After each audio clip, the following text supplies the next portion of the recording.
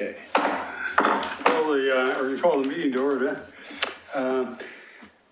People would take a look at the agenda. I think there's several things that we'll want to be covering under 4A in terms of our joint work session of the Planning Commission. Jerry Herman has informed me he won't be in here until about 7:45, but so if we need to, we can come back to it if we've actually left it. But I think there's several things that have come up that we'll probably want to discuss at that point. Now, is there anything anybody wants to add to the agenda? Hearing none, we'll go ahead and I see somebody's from the audience. Do you have any comments for us, or no, just sitting in? I'm just here to observe. You're just here observing. To anybody that comes and observes. Round of applause. To anybody that comes and observes, I would like to point out we do actually have a seat available on the Natural Resource Committee if you have an interest to make an application. Come join us. Assume you get voted in. Do you mind if I introduce you? No, go ahead. Okay. This is Dirk, and he's one of our new planning commissioners. Oh! Yay! Well, that's right. That's right. I saw Can you. you say last name? Schleinhofer. Schlagenhofer. Yeah, it would be awkward for you to apply to us.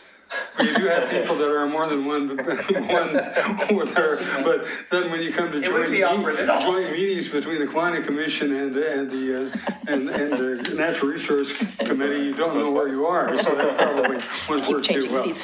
Seats. Come out and speak and be strange. I'm dressing myself.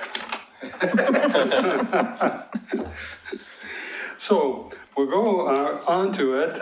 We've got the basically the discussion point is on the staff report is for us to actually put forward some of these concerns that we have had and see how they can be dealt with. Do you want to introduce anything? I just have some very short introductory slides to kind of initiate the discussion. Okay. And make sure that this can show up.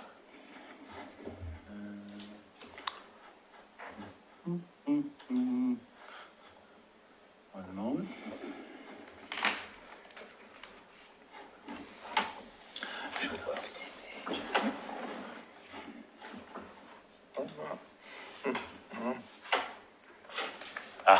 There we go.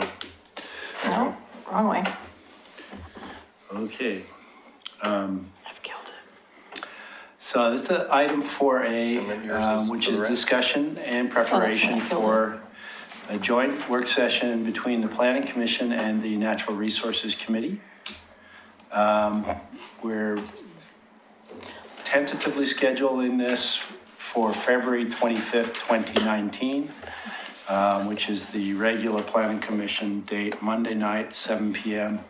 at 625 Center Street, City Hall, Oregon City. And the purpose of this is to introduce the members of the Natural Resources Committee to the newest members of the Planning Commission and discuss projects that have been done over the past year and recommendations and what's to come next year. Also wanted to discuss the purpose of the Natural Resources Committee as to how it advises and how best to interact with Planning Commission, and talk about projects and accomplishments, and also discuss our work plan, which would be provided to the Planning Commission. So that's all I have to introduce the topic, and then I just want to open it up for discussion, and then I was going to take notes on the side. This kind of ties into item 5A, which is next up on the agenda. One thing that you probably need to know is that the City Commission has not yet published their biennium goals and priorities for the next 2 years since the retreat. We have an opening on the City Commission they're wanting to fill, and so there's time, about 2 weeks for that period to be open for anybody who wants to sign up for the City Commission. And I anticipate that the goals and priorities for the city commission will be published sometime after that. So what we're working off of for the time being is the previous biennium's city commission goals and priorities and how those dovetail with our work plan. Does anybody have any questions for me about that? Yeah. Are we confining ourselves to items that are on this work plan? And the reason I'm asking is that we were concerned about the 2008 decision by the Planning Commission to reduce the size of the NROD from 200 feet to 50 feet. It was a type 3 decision which doesn't go to the city commission unless it's either appealed to it or the city commission calls it forward. That didn't happen. I was on the commission at that time. I was aware of the decision. I think there's a concern on my part that not with the code project per se, although I want to discuss that later in the meeting. But my concern is that this doesn't happen with our stream side 200-foot buffers without a review by the Natural Resource Committee, but also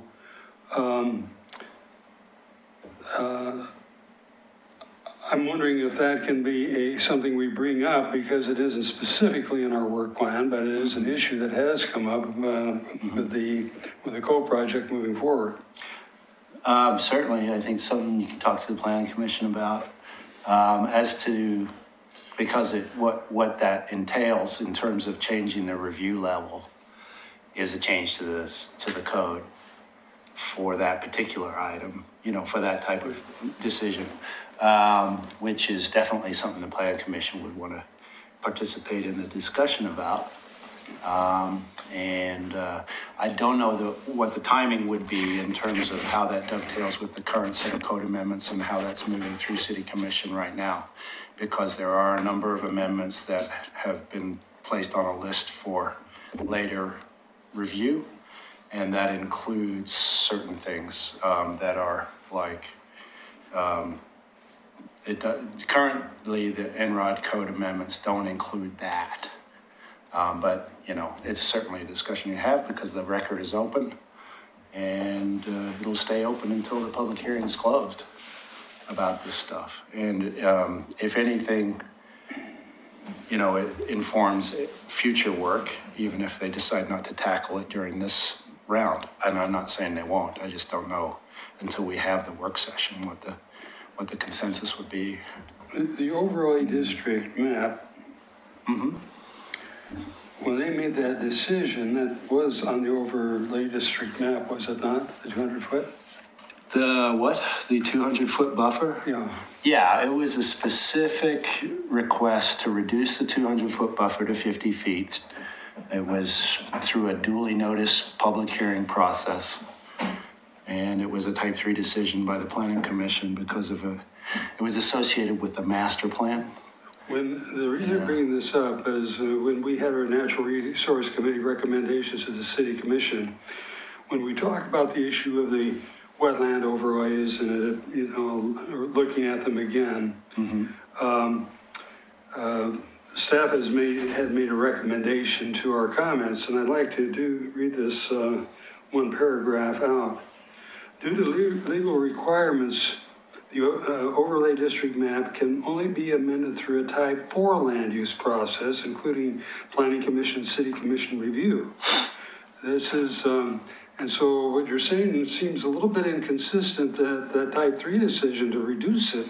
Well, a map is when you adopt a map, it's like adopting a portion of a zoning map. And, then how the underlying uses and the standards within that overlay are applied to any particular development application, whether it's any standard in the code, can be a clear and objective process via type 2 staff level review, or if it involves adjustment or variance or discretion, that is reserved for quasi-judicial land use review by the Planning Commission. So that has long been the case, both with the water quality resource overlay, which was what the natural resource overlay used to be called. So I guess the question is that level of review appropriate? And what role in particular Natural Resources Committee has as far as being having a role or recommendation in a type 3 process in that case. I think today, for certain, the Planning Commission would ask for the opinion of the NRC. That may or may not have occurred in 2008. I don't know. I haven't looked at, what the... Who was the planning director at that time? Do you remember? Dan Drentlaw. Well, that was a period of time in relations between the Yeah, Natural there was a Resource period Committee, where wasn't it? the Yeah. communication really wasn't what it is today. Yeah. For sure. And the Cove project at that time was the initial application, and there were a lot of unknowns. But I do recall the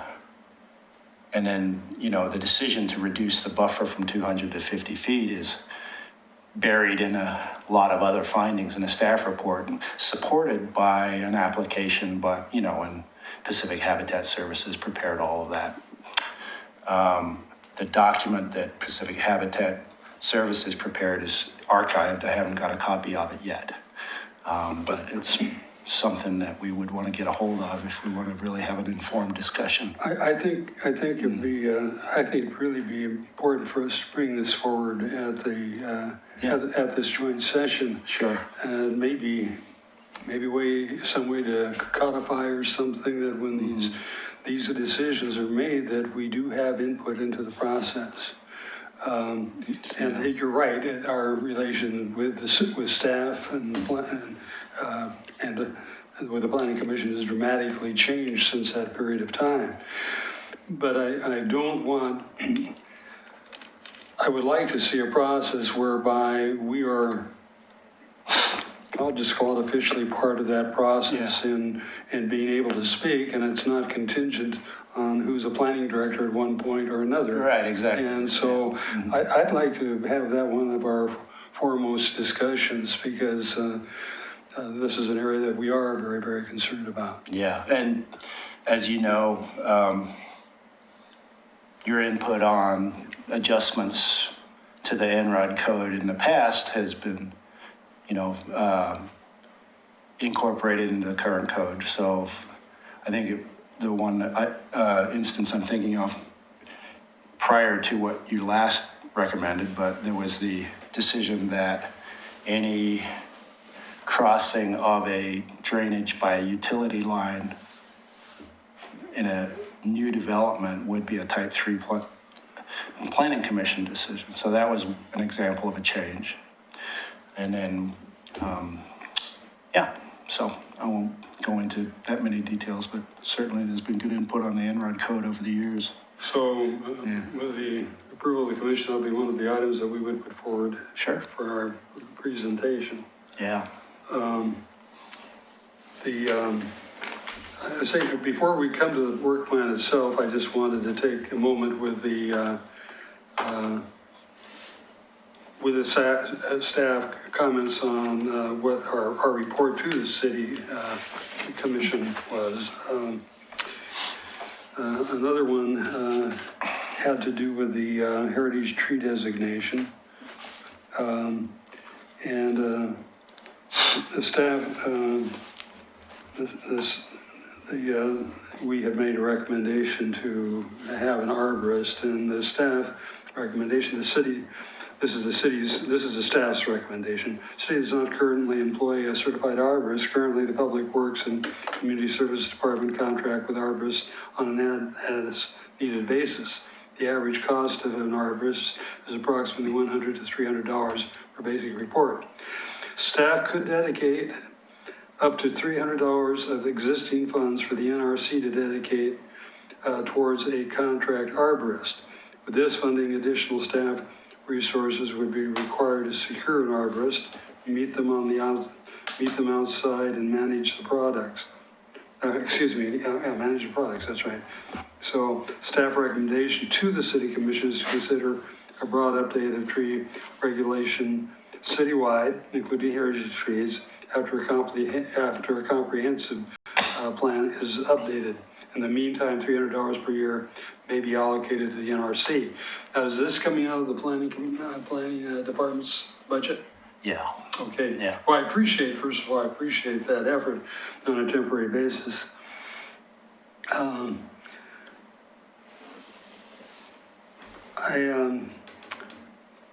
I would guess there would not be any problem on city-owned property if we wanted to designate a piece on the city-owned property to bring an arborist in. There's a process for that. So. And the question comes up really on public right-of-ways where the property has been vacated to the city for the public right-of-way. It's not vacated, it's been dedicated, but it can be vacated back to the property owner. And property owner generally deals with the trees in the right-of-way. Yeah, so the street tree code requires that the adjacent property owner take care of the tree in the right-of-way. And so Yeah. we've seen some nice trees in the public right-of-way. We had there was this one planning department supported discussion about the white oak. And the person that was making the presentation mentioned specifically one on Central Point Road, and I think I know the one he's referring to. It is in the parking strip. The developer went in, actually curved the sidewalk around that to protect that tree. But if we wanted to nominate that forward, we would have to have the property owner join us in that nomination. Yeah, I think since it's on public property, I think we would provide notice to the adjacent property owner so that they're aware that they are going to have some responsibility for it. I don't know, ultimately, as it goes through the recommendation, nomination, and approval process, we can probably work out some sort of agreement for long-term maintenance of the tree. And it would, it's a little dicey there. It's a little tricky. I'd have to look at that in more detail to see what constitutes consent in that situation, because it's not real property. It's something that the property owner probably wouldn't even consider, because the home was built in a period of time where the fences were a lot higher, and it's almost not in the view of the property owner, but I would be surprised if the property owner would ever realize that they have maintenance responsibilities for that tree. Yeah. Because it was actually the back of his property that faces Central Point, and his entry point is on the adjacent street. Right, I mean, And so you're right. Yeah, so, Yeah, for example, volunteer trees in alleyways are technically street trees, and trees growing in unimproved right-of-way are oftentimes technically street trees. So, yeah. So what would be in this instance, what would be the current response? Like, what happens if the guy just cut down a tree right now? If you cut down a tree right now, you would go into code enforcement and have to, comply with the code. And so he would be responsible for, certainly responsible for complying with the code and mitigating to the maximum extent that the code allows, possibly also face violation. But we would have to go to court to enforce the violation and fine and get the fine. So there'd be a lot of documentation involved. No, I was just curious. Yeah, no, I'm not saying I that would wouldn't hate happen, to but see that it would get into an because we have a adversarial procedure. war. So, We have a code enforcement procedure now, and it's fairly detailed. And the first step is reaching out to the owner, and it's called a request for information. We do 2 of those, and then we go to formal enforcement letter and timeline, and then march, slowly towards compliance or go to court. So, yeah.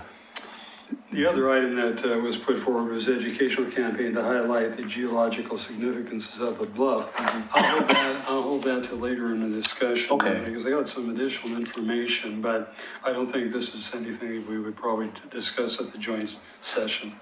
Well, I think it was one of the discussion points, it's one of your items of discussion for this year, so you might want to share it with. Okay, I'm just going to, I'm going to go ahead with the staff recommendation. The staff researched the geological significant designation with Dr. Scott Burns of Portland State University, Bill Burns of the Oregon Department of Geology and Mineral Industries as Dogami, as well as online, and was unable to identify an official geological significant designation, or if the city could create one.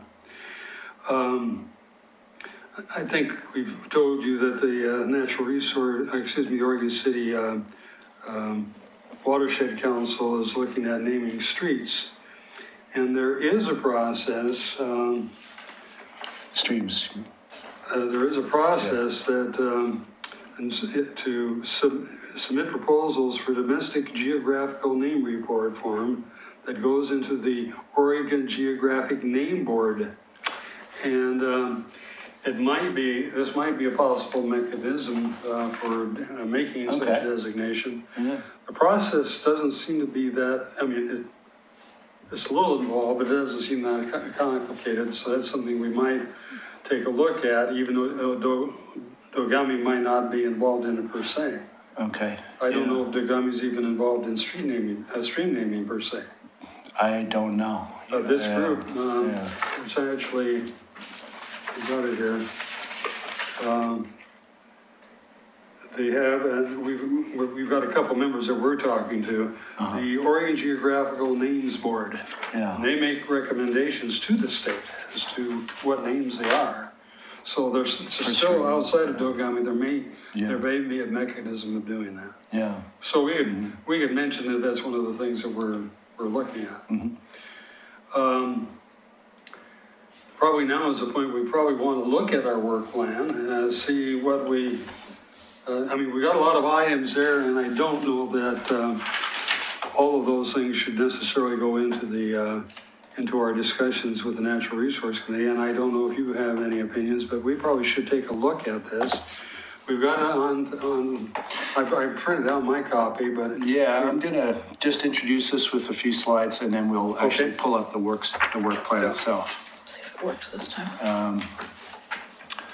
So work plan is a working document. It should be updated regularly by all of our My members. computer hates me. Sorry. It's not working. With an emphasis on tasks that can be achieved within the context of the city commission goals and priorities for the 2019 to 21 biennium. And as we mentioned, those are not yet published.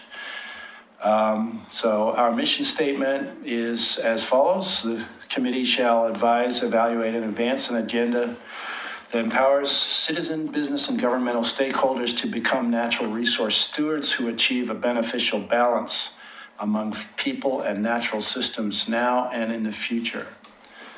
And then we have our 5 responsibilities which are in our work plan: promoting community involvement, initiating recommendations and reviewing updates to various policies, receiving notice and commenting on land use applications that have potential to impact natural resources within the city and the urban growth boundary, conducting meetings and maintaining good communication between staff, policymakers, city departments, and the community.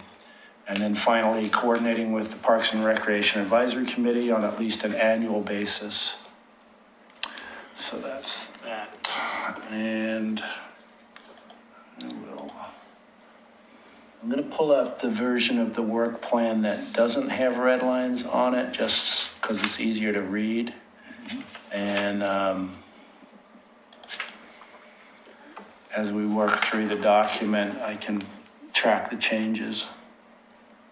Why is this not working? Well, one moment.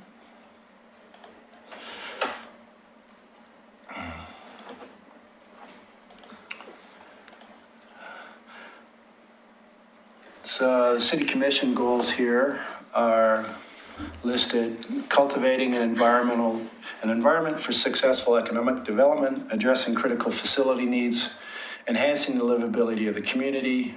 This goal and the next goal, pursuing opportunities to increase transparency and encourage citizen participation. These and goal one are the ones that generally help inform the Natural Resource Committee goals. So we try as much as possible to try to match those up when we're talking about activities. Whether or not there's a clear dovetail, it doesn't really matter, but you know. So the first one that we were talking about is goal one, and under that we have promoting community involvement.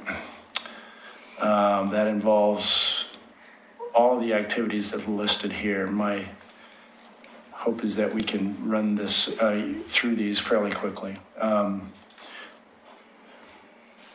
Stream and trail interpretive signage, and then we have a prioritization of various creeks for that project that we can work through. Collaborating with PRAC on opportunities where there are natural resources in parks.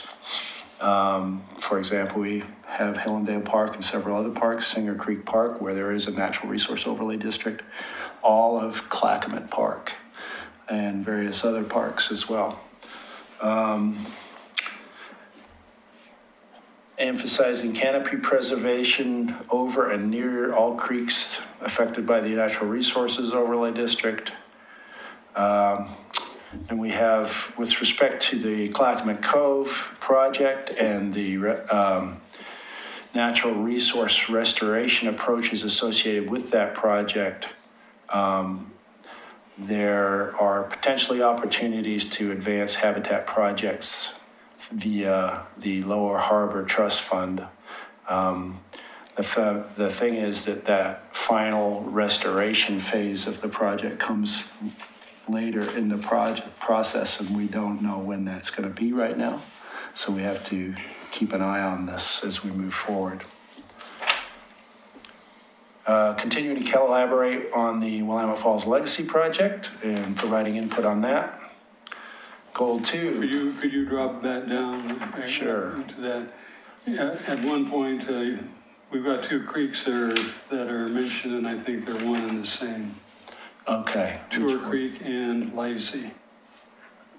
Oh, Tour Creek and Livesey, the same thing? I believe so. I think you could leave it that way, but Yeah. when I've looked at the creek names, Tour Creek is a named stream, and unless Livesey is maybe the same as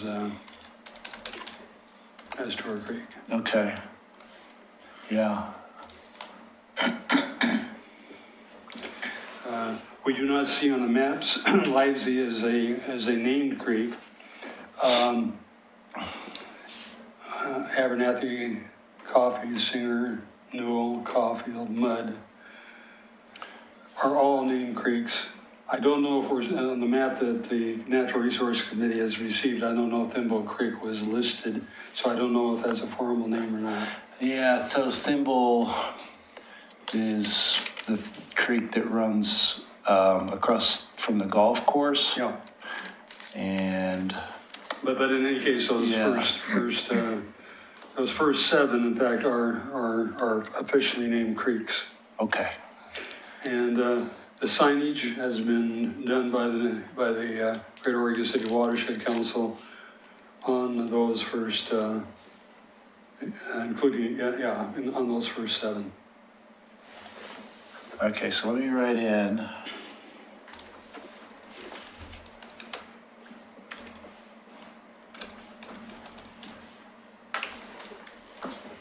And then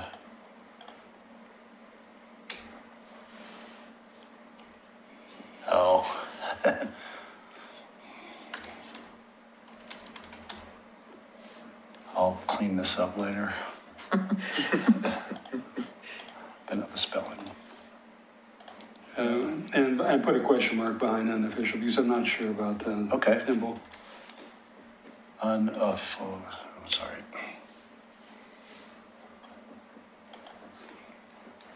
Because Official. Okay. Goal 2, addressing critical facility needs. At the time this was going through our initial work plan review, we were looking at the public works site expanding in its current location. And as we know, that has changed with the acquisition of the property on First Street, which would be where Public Works and Parks Department would have their facilities. It's the old Oregon City distributor factory warehouse on the north side of First Street.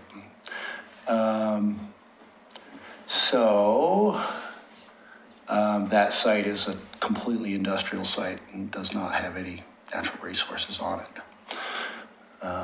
So this may not need to be on here anymore.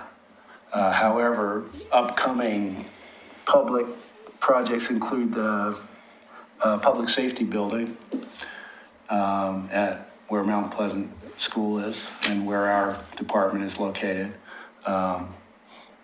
It's a large site, but it's not within the natural resources overlay district, but there's going to be a conditional use requirement and a series of public hearings required for that development of that site. And I think all the drawings right now are conceptual.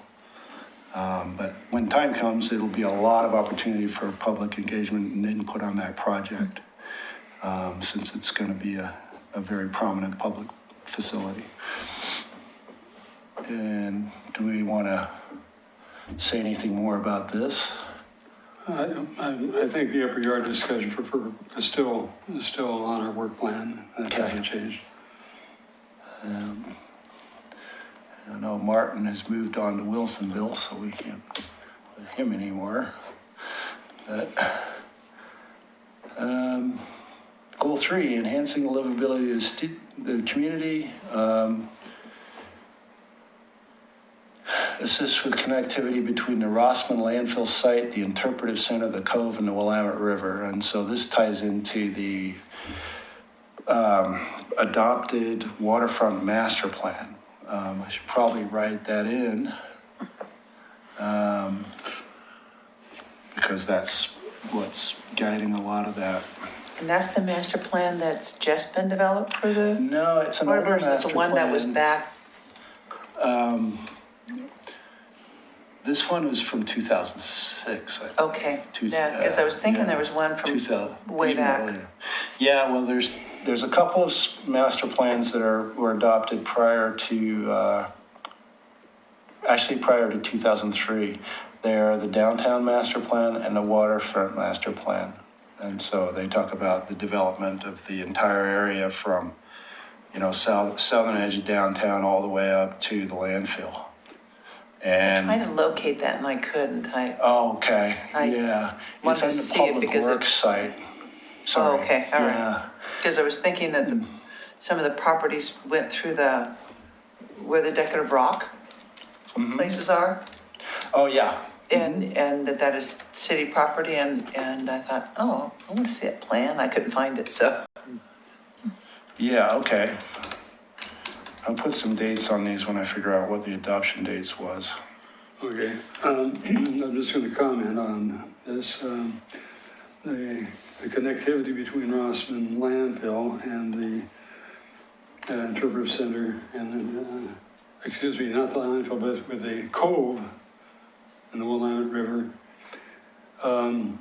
This has come up in discussions with Public Works, and they haven't found the partners to help. There are cattle crossings that run under the Union Pacific Rail and under Highway 213, roughly in the area where the landscaping business is across from the Okay. Durban Center. They are tall, cattle crossings, they must be 12 feet anyway, if not higher. I think Public Works has approached both the Union Pacific and Highway 213, and they don't want anything to do with having that as a part of a trail system. But, you know, and I don't doubt that if it were to be used, there probably have to be infrastructure improvements made to those places, but obviously they don't collapse. And I've walked under them before. It is kind of a streamway during wet seasons, but there's plenty of space to either dig down below for stormwater movement or to build up above the area to accommodate that. And it'd be great if we could have a great connection between the Cove and the Interpretive Center. And there is a regional trail plan that extends up, then conceptually extends up through that area up to 213 on the east side of 213 and all the way to, I believe, Monopole Lake, which is on Henrici Road.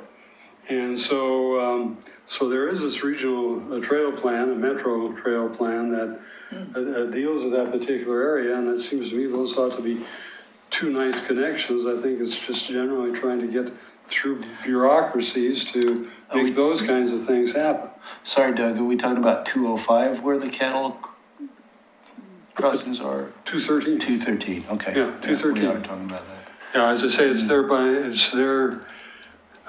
If you walk through them, you come up to where the landscape supply place is across from the Interpretive Center. Yeah, okay. All right. And we also have the Amtrak station there. Okay. ODOT and Union Pacific. Oh, right. Ooh, what happened? Hang on.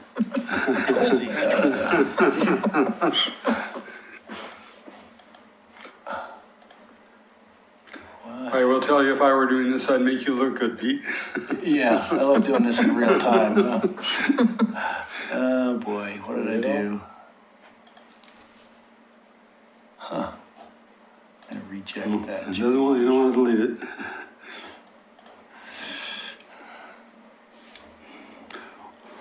Why don't you why don't you just put a note on that, realizing that you could add that stuff?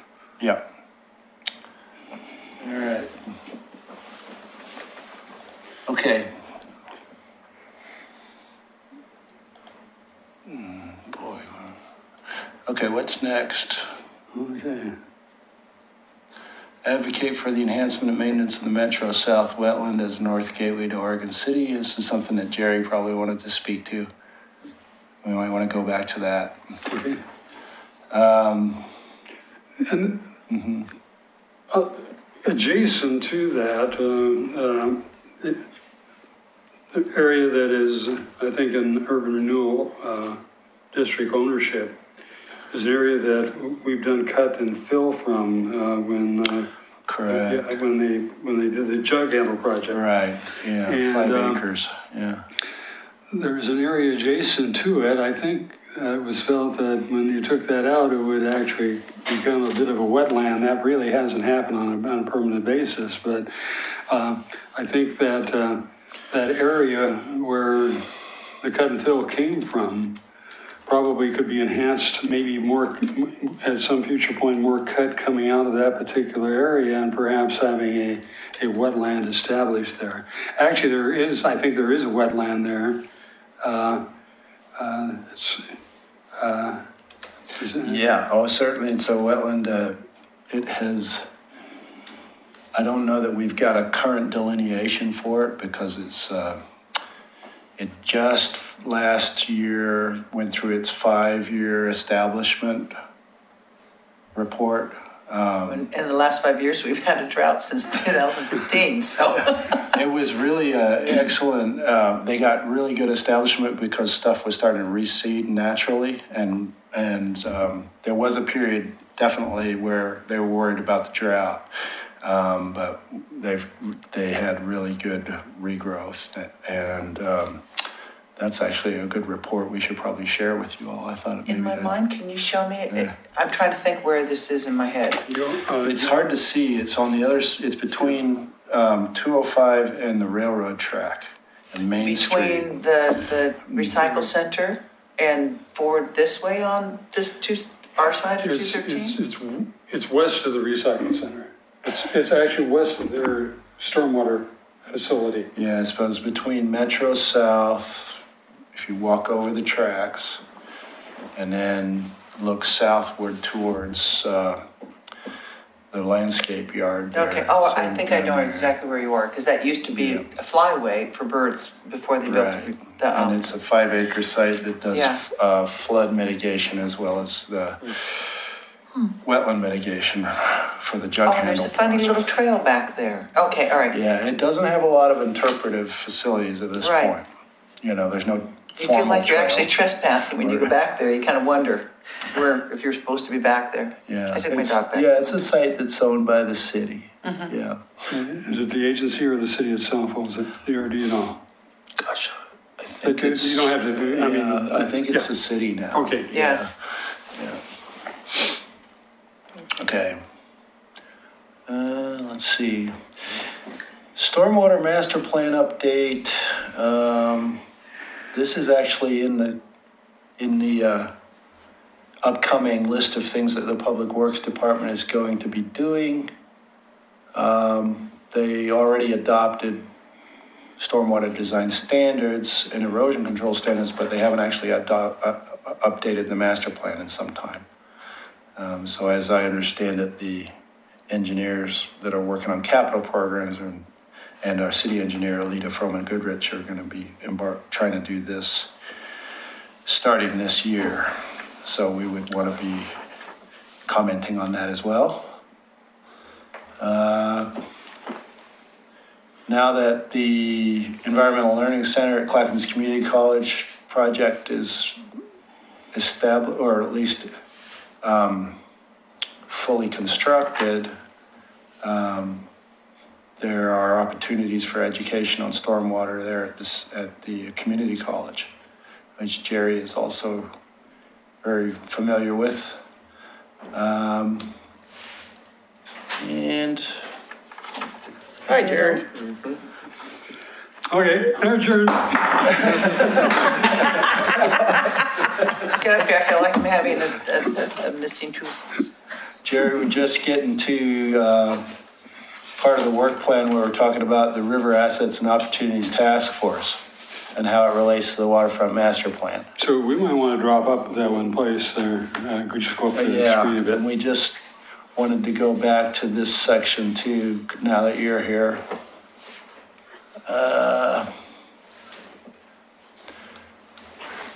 The discussion that we've been having about the Lower Harbor Trust Fund as relates to Clackamas Cove. And what I had said was the phase of the cove where they're going to be doing restoration, we don't know the exact timing of that just yet. It's called Phase 4. And as Phase 2 gets underway, we'll probably get a clearer idea of when Phase 4 is going to be fully implemented, because until all of that work associated with the immediate construction along the cove for the 8 buildings that we talked about at our last meeting is done, we really don't know the timing of Phase 4. There is going to be some smaller NROD mitigation projects initiated before the main Phase 4, but that is the principal one. So I don't know if you had any more information about the Lower Harbor Trust Fund and the opportunities for funding on that end. I don't know. What is phase 3? Phase 3, good question. I think it has to do with the North Park construction and, the public amenity portions of the site north of the Esplanade. That's something that both the Parks Department and the Urban Renewal Commission are still hashing out the details on. So this is the area where they did some cut and fill? Did some cutting? Yeah. What they call the amphitheater? but Yeah, the it may not- amphitheater area. Whatever it's Yeah, gonna be. exactly. Yeah, okay. Yeah. It may include Lot 1 as well, which is the area which you're familiar with, Jerry. That Firestone. hasn't been planned yet. Yeah. There may be, it's in the floodplain and it would have to have a lot of fill placed there in order to put any buildings on it at all. It's all entirely within the Natural Resource Overlay District as well. So, a portion of that includes wetlands as well. Is your interpretation of the North Park is that it's changing hugely from Yeah, more I don't natural know. trails and whatever? I don't know what Or it's you don't- gonna look like at this point. Okay. Yeah.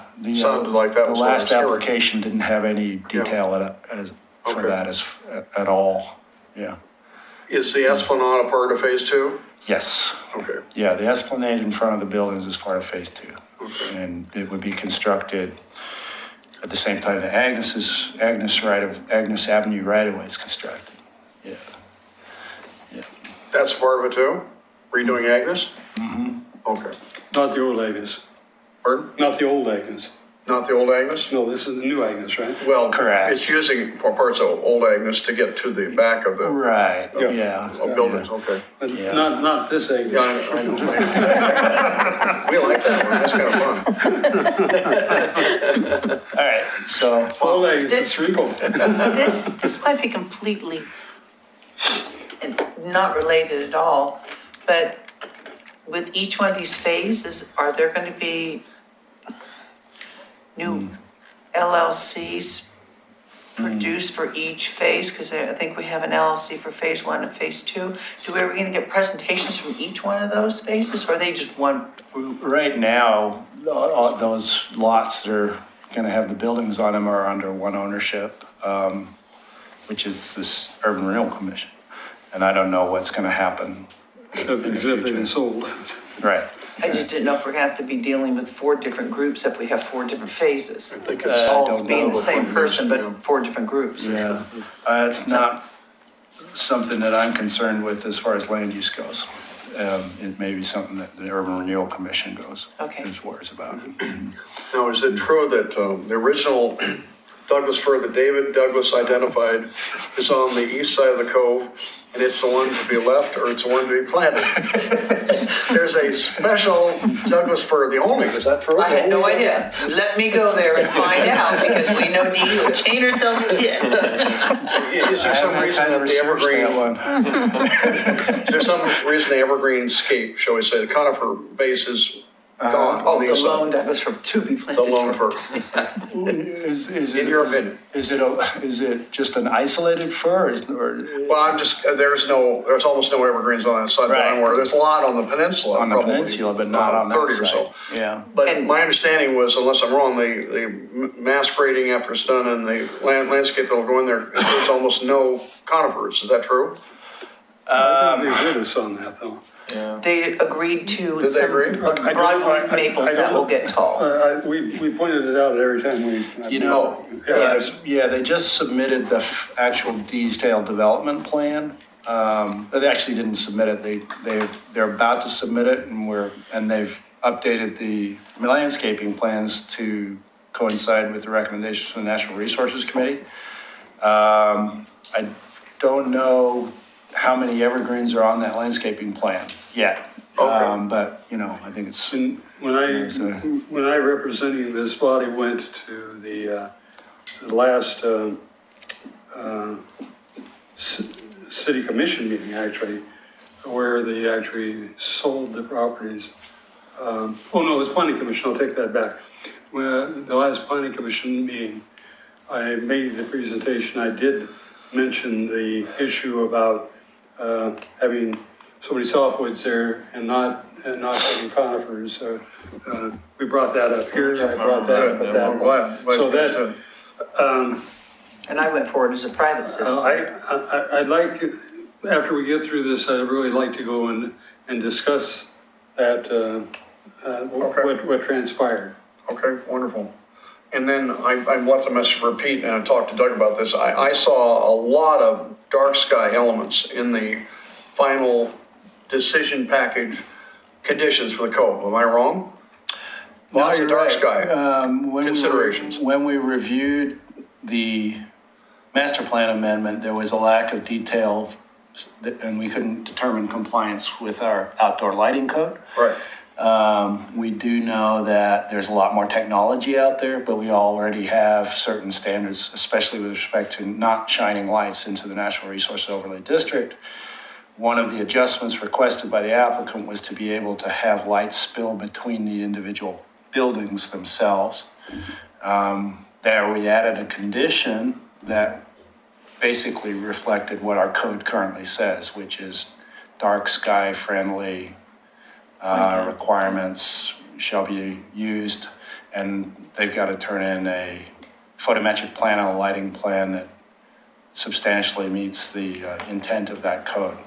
It may include, lighting technology that the current code doesn't really talk about, like LEDs and that sort of thing. That said, the whole point of the lighting code is if you provide lighting, you have to minimize glare, and it's got to be the right lighting for the right area, So, Well, I haven't talked to Shaw Spady, but I want to tell you, Yeah. she'd be very pleased because we at least made an effort there. And thank you for catching those Yeah. details, you guys. So, no, I think it's, they're going to have a separate photometric lighting company do that plan. Yeah.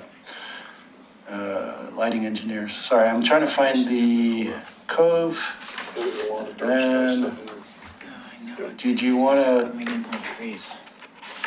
Sorry, Doug, I'm trying to find the right spot to type in something that, Well, I can talk about our presentation. okay, go for it.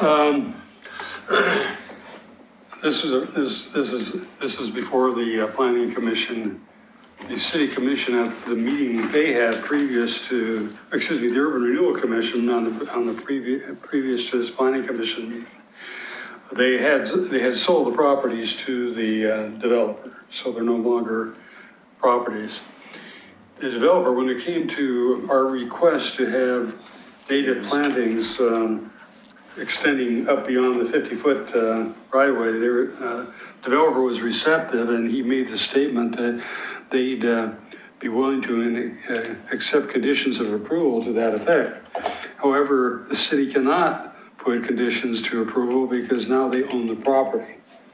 And so this is where we're a bit out of sync in the process. And what I think had we been able to comment on that prior to the sale of the property, part of the conditions of approval could have been put on the sale of the property. We missed that window of opportunity. And I think this is something that we need to bring forward, perhaps in our discussion with the Planning Commission, that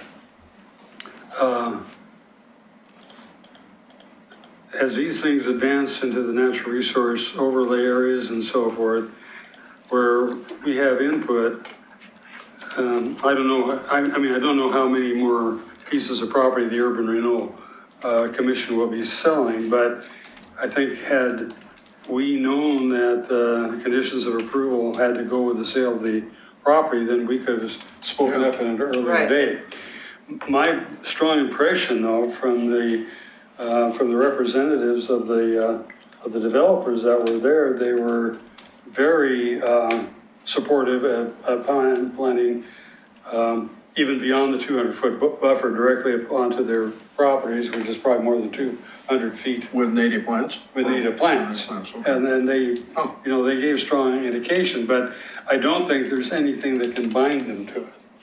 And they gave strong indications before, and Yes. then they agreed to go to the 50-foot, and now they're agreeing to go back to the 200-foot. Yes. So Now they're willing are to we go back to yo-yoing? it? Well, I just want to clarify, they didn't Material. agree to expand back to 200. They agreed to use native plantings beyond where the Enrod tract is, into the site, up to the Esplanade and actually beyond. Yeah, but are they held to that? Or, I mean, since that gets, Yes. they said it Yeah, it was made in public, but it doesn't, I Yeah. just don't know if they're really held to it. Oh, They certainly. are, I Since don't they think they're own it. legally held to it, no. Okay. But I think they want this project to go forward. That, well, that's what I felt. And what I too, saw of but- the initial landscaping plans indicate to me that they're following through on that. Yeah, Yeah. Do you sense as chairman that if we were to, or just on concept, we were to write a message of a strong encouragement that they, very positive. the letter would have to be a letter of appreciation to them for doing this. I mean, they're already willing to do this, so I don't know, I think Okay. the letter should be a letter of Okay, appreciation well, for their effort. that would be great. Yeah, yeah. I believe that so much of that area where they're going to do the grading and so forth, they're going to have to do it because of their cut and fill requirements. Right. And the nature of the soils and everything over there are such that the native plant regimen would really work well there too. So I have a question here. Why would a piece of property upon sale from the Urban Renewal Agency to them, I don't understand why that would change the desire or need to use natives. Maybe the desire is one thing and need is another. I can't speak to anything about the urban renewal committee. Aren't they the ones that own the land? Yes, Yes, Urban Renewal. and they don't now. but I They don't don't, that has no effect on what the Okay. criteria are for natural resource overlay review or land use Right. review. Yeah. I would like to see us take some action to do what you just said, a letter of appreciation, considering and Yeah. moving forward in that way would be Yes. really good. Yes, I could do that and actually present it at the next Urban Renewal Commission where they're advancing what they're doing and express my That'd be heart great. gratitude. And we can actually Great. shine a light on developers that are embracing Yes. our natural resources and trying to show us in a different light. Yeah. But let's give them the Natural Resource Committee Tom McCall Award.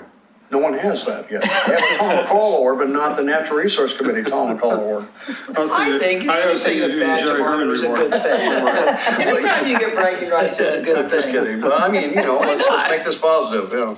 We wouldn't do that until it was done right. Letter first, award second, right? Right, say we will reward Letter of you. appreciation award after the fact. Thank you for bringing that to our attention. That's really good. So no, they've been real receptive. I've been very pleased. Okay. Yeah.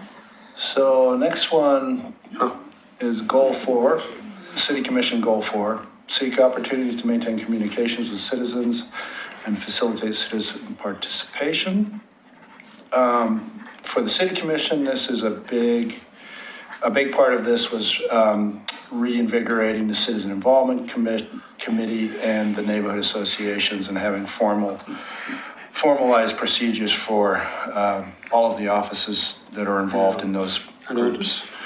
But beyond that, for the Natural Resources Committee, that includes having good communication with those groups and also with the business community, conducting the Natural Resources Walking Tours as an annual event, preparing educational materials about street trees, and participating in other events associated with natural resources, either through the Arbor Day, Earth Day, Oregon City Enhancement Day, which is a combined thing,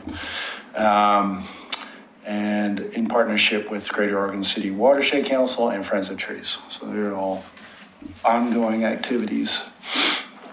I think probably what has happened, an update to this would be to include the Oregon City Parks Foundation on this list. What do you think? Because of the work that they're doing. One of the questions that I had recently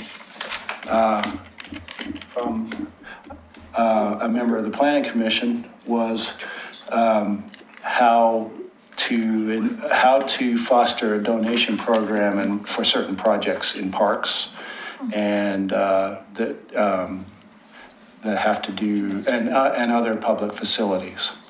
And depending on which department is doing the project, it would be something that would be a great project, and I'm for the Parks Foundation to take on as they become a more mature organization. And you are a former board member, are you not? Dee, of the Both Parks are, sorry. Foundation? Both On of the us are, Oregon yeah. City Parks That's Foundation, what yes, we're I am. talking about. Yes, I am. Yeah, yes, both of you are, okay, And, very good. and we've come up with a couple, I've thrown around a couple of ideas on how to involve our city in Arbor Days and on a quarterly basis, and I've got some things rolling I'd like to share, but when it's appropriate, I'll give you my brainstorm idea. Right. Because it's Go- about the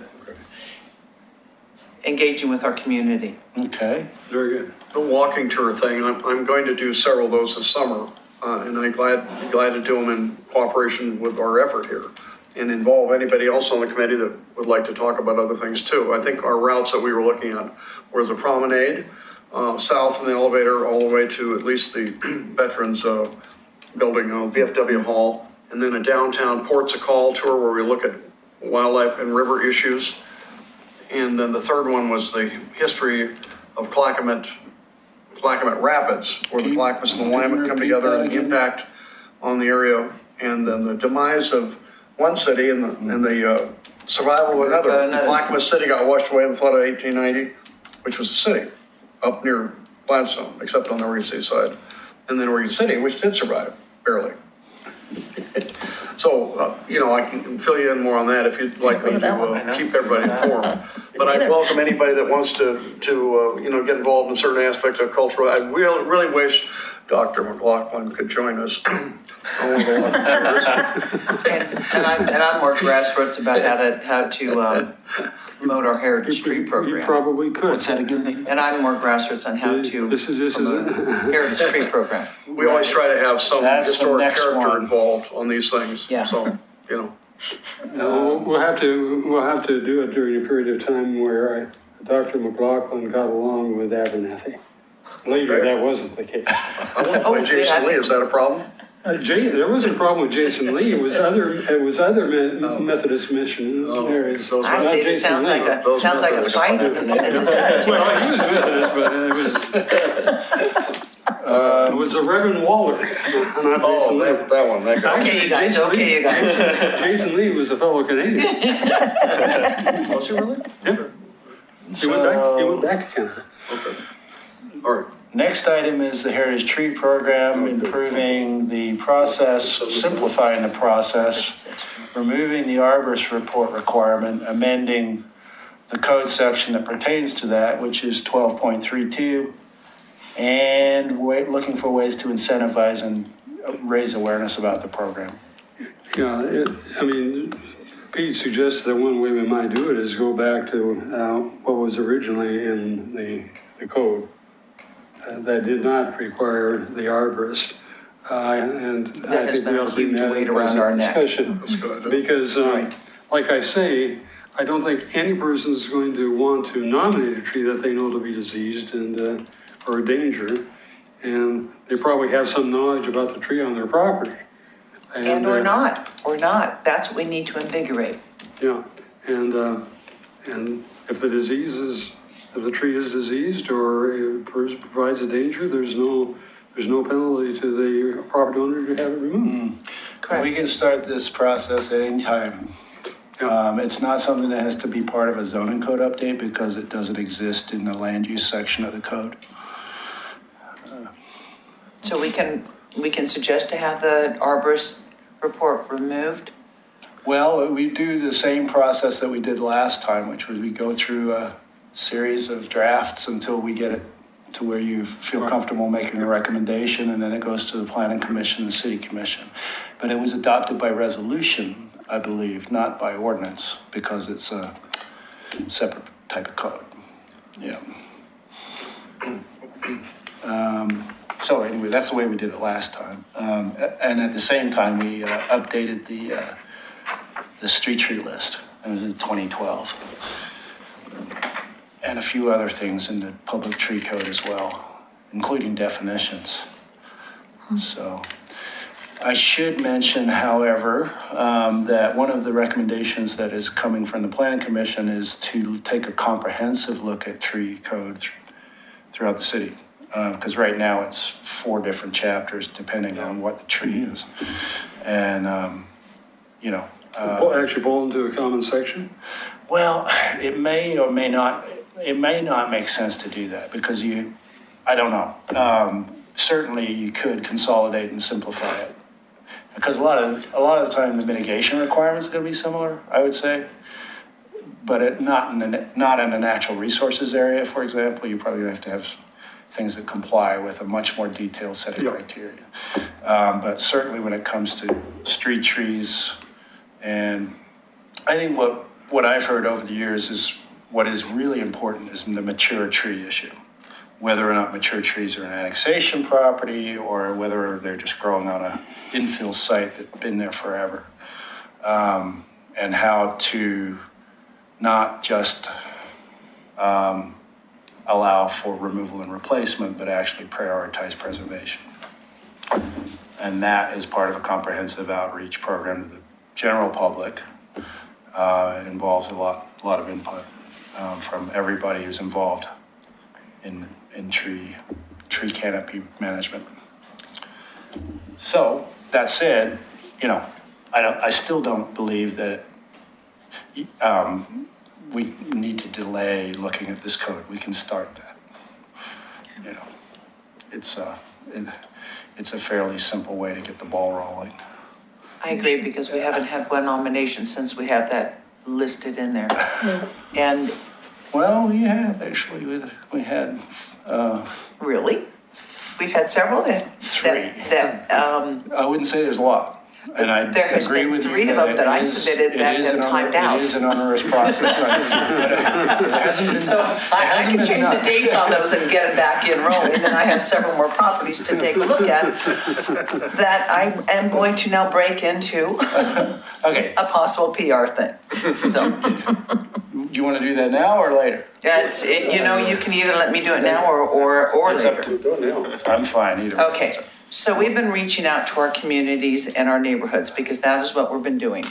And I'm trying to go around to our various different neighborhoods and talk about ivy removal, how to unchoke your tree. I come in with little flyers and I tell you the type of instrument you need. However, in doing this and locating several, we talked about having an arborist, and we had Ron Walters from the Clackamas Community College come in and speak to us about the arborist program, and he said that they could probably give us one good report a year. And we thought about Mount View Cemetery, because that is a city park. However, we've just discovered another tree up in Park Place Park that is extremely interesting. One, if it happens to be a single tree, it could be 745 years old. It's the oldest tree in Clackamas County. That's newsworthy, isn't it? And it's an oak. However, if it is a tree that grew up with 2 nuts together and has joined into one, and has a hole in it and a heart on the side, again, very newsworthy, which makes it no less than 350 years old. 2 of them together joined as one. And if we clean out the area, we can make a oak grove up there.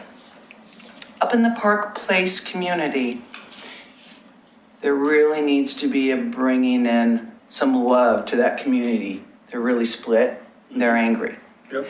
And I thought of a way that would be a good deed to do that. One is focus on this tree, and we've had it inspected. We're going to observe it for the next 6 months. That gives us 6 to 9 months. That gives us plenty of time to work on a campaign. Bringing in our Boy Scouts, our Girl Scouts, our troops, to teach them how to, and I have some paperwork here, to identify a tree. That's the hardest part. The easier part is to age the tree. So you get 2 people out and another person with a clipboard and maybe an overseer. getting these gangs of kids and troops out there. Now, these are the new arborists and tree huggers coming up forward, and the people that are going to be running through our natural resources. They don't know what a natural resource area is, but if they're walking through areas where there are significant growths of trees, they'll learn to look at it, identify it, measure it, document it, and age it, and put a wanted poster on there. Wanted this tree nominated as a heritage tree. You could go over, download the material, but you already have it identified. You got the genetic name to it. You have the height and measurement of it. And then those kids can turn around and identify and measure and date the tree. Put this wanted poster on the tree with some flour and paste. It will wash away on its own. You can staple into tree as long as it's not copper and would not harm the tree. But that still is not a good feeling about it. But then you're also at the bottom of this saying, if you wish to honor this tree in your or your loved one's name, inquire at nomination for bragging rights. Or you can say it gently, for a fee. I've offered a couple of times to throw down a couple $100 to put my mother's name on a tree. It's never been, well, we'll discuss it then. And so anyway, there's never been a tree named after my mother, and I'm willing to throw away $200 at this.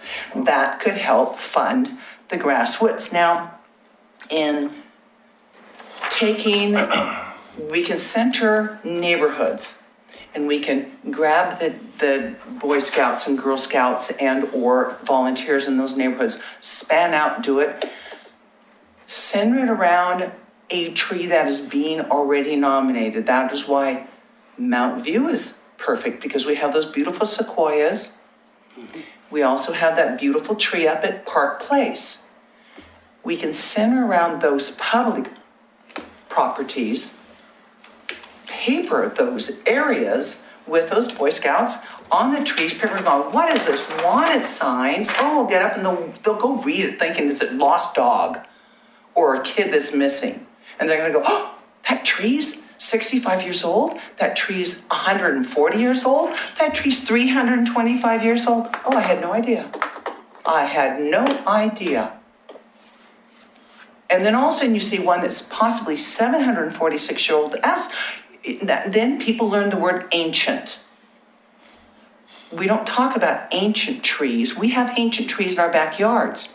Those are coffee table books that you buy of that will tell you about a little piece of heritage about that tree. We have those in our backyard. And if we do a totally against our signage, and we're not allowed to put any of this on lamp posts and or trees or anything, but if it's on public property or if it's for a short length of time, that will eventually wash away. That will bring a huge awareness to people. And it's no harm, no foul, as long as it's recyclable, acid-free, putting it on there with flour and water on a tree, and you're giving somebody some knowledge as they walk by. I had no idea that tree was that old. I had no idea there was a heritage tree program. Grassroots that doesn't cost more than 10 cents a tree and a bunch of legwork with a bunch of kids that will now learn about how to date a tree, measure it. How do you measure a tree out there if you don't have your GSI or your LiDAR or whatever to measure a tree? You put a person next to it that's 5 foot tall and you count up. There's some basic measurements that you can do because they're all estimates. And I think something like this is so grassroots that it would bring communities together, and it doesn't cost us more than a couple $100. And sell the bragging rights. I'm already trying to convince the Park Foundation if the tree that I want to label Through the Looking Glass by Lewis Carroll in a public park, how much better can you ask for that? And then call a few photographers and let them know that this could really be the next wedding tree to be photographed. And then call our news media. We can get write-ups in our newspaper, and that kind of grassroots would get you television media. You can't ask for better advertisement than that. Let's call Channel 2 or Channel 12 or whoever. But let's get somebody out there to do this. We can do it if we plan ahead with Park Place. Because we can get in there and clean out some of that infrastructure up underneath there, collectively now I've got a letter off to Ron, and I haven't heard back from him yet. There is a couple of retired arborists that I'm trying to reach out to. I haven't heard back yet from. But if we keep scratching at this, we have this in the next 9 months, I think we could really put something together in fall. I'm choosing fall, not winter, because it's prettier to picture. Nothing like a tree in fall to make you cry. And this is when you see most of the action. And I think you can get past a bunch of, I just think it would be a good feeling process. And you can only do good by doing this. But we have to get I might be using the wrong word, but a disposition from our city saying, yeah, you can put up these wanted posters on your trees, and we can change it. This is just an idea. We can do a different whole feel-good idea. But I think that people will go over to it and go, what's wanted? Who's lost their dog? And you have a paper in every oak in the neighborhood. You could go up to the, there's quite a beautiful oaks up into the neighborhoods, up along into our school grounds, into our housing districts up there. That's Clackamas Clackamas property. It's so basic and so grassroots. We don't even have to use colored paper. So that tucks another 40 cents off it. But all of this is basically free. We have no budget. The only way we can bring people into this room is by getting them angry. But Well, there are other ways. yeah, or there are other ones. By getting them angry usually brings it. But if we do this, there are several other companies. One's called Victory Gardens. They make these really cool little signs. They're not interpretive signs. I guess they are interpretive signs. They have bumblebees and for pollinators and birds for, anyway, they do have those types, but nothing for a heritage tree. We already have our little metal sign that we tap into the ground, which I really suggest that we need to put it on a tree, because then we don't have to have our parks people mow around it, and those are good bragging rights, but on the tree might be a little bit better. We'll take anything we can get.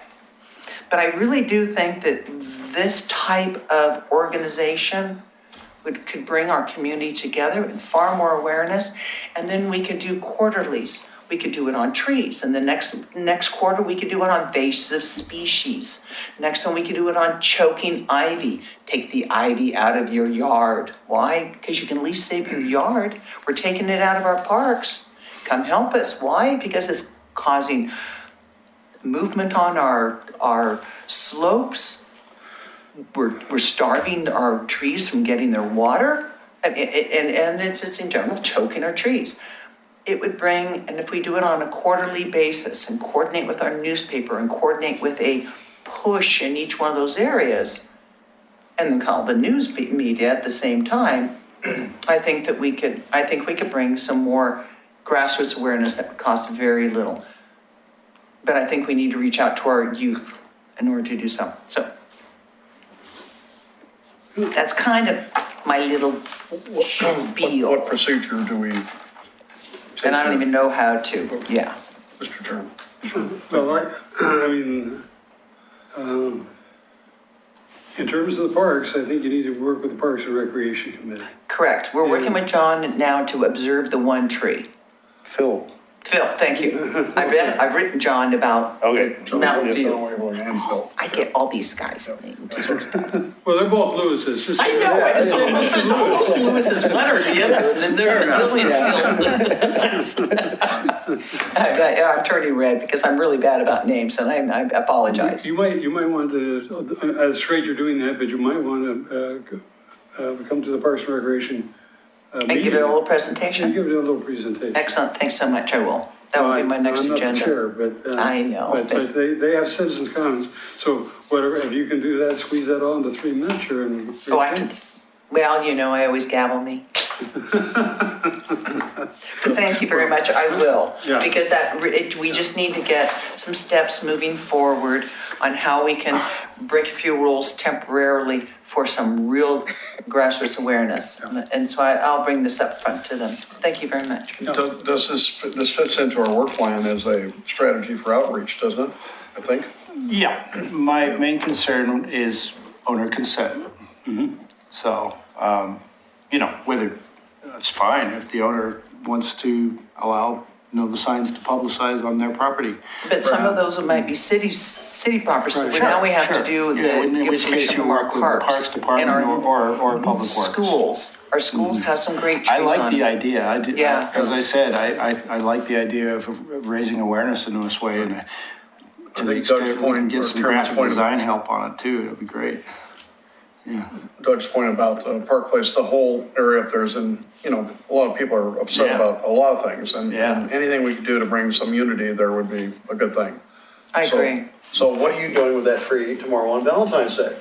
It's got a heart in it? Yes, it does. It looks like it was carved about 100 years ago, and you gotta turn your head sideways and you go, oh, that's a heart that has like gotten a whole new bark on it.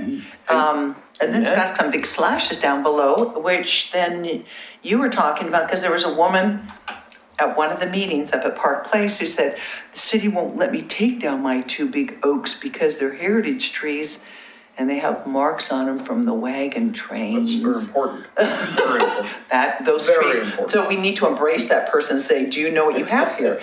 And I really do. And I've emailed the audiovisual section up at Clackamas Community College because I really think we could start a story corps on this. What would this tree say if it had words? I want to get through the rest of this. Okay, because we're going to have that work session. Everybody knows Okay. about the work session with the planning commission. On So I Monday. got here late, sorry. Yeah, okay. Which is when? February 25th. February 25th, 7 February o'clock. 25th. And it is only a work session. It's not the regular meeting, is it? Right, there's, I believe it's just a work session. Yeah. So that'll So start at the- 5:30? Pardon? Will that start at 5:30? Good question. I think it's gonna start at a regular 7 o'clock time. Okay. Yeah. I'll I think the thing you had earlier showed 7 o'clock. Yeah, it said That's what I wrote 7 o'clock, down. so Okay, We'll good. double check that. Okay.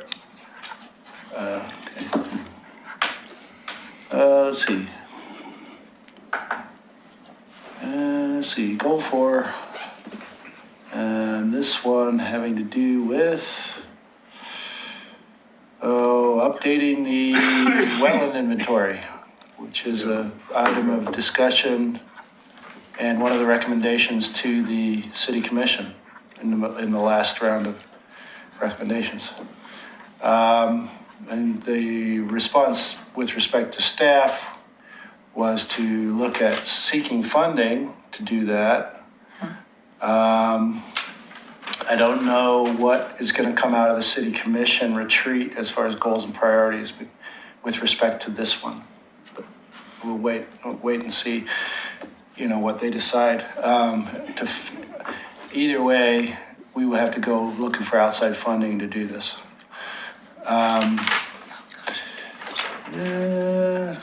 Continue to promote educational materials for habitat improvement. Support a coordinated strategy for invasive species management in 2018. I guess we should say 2019.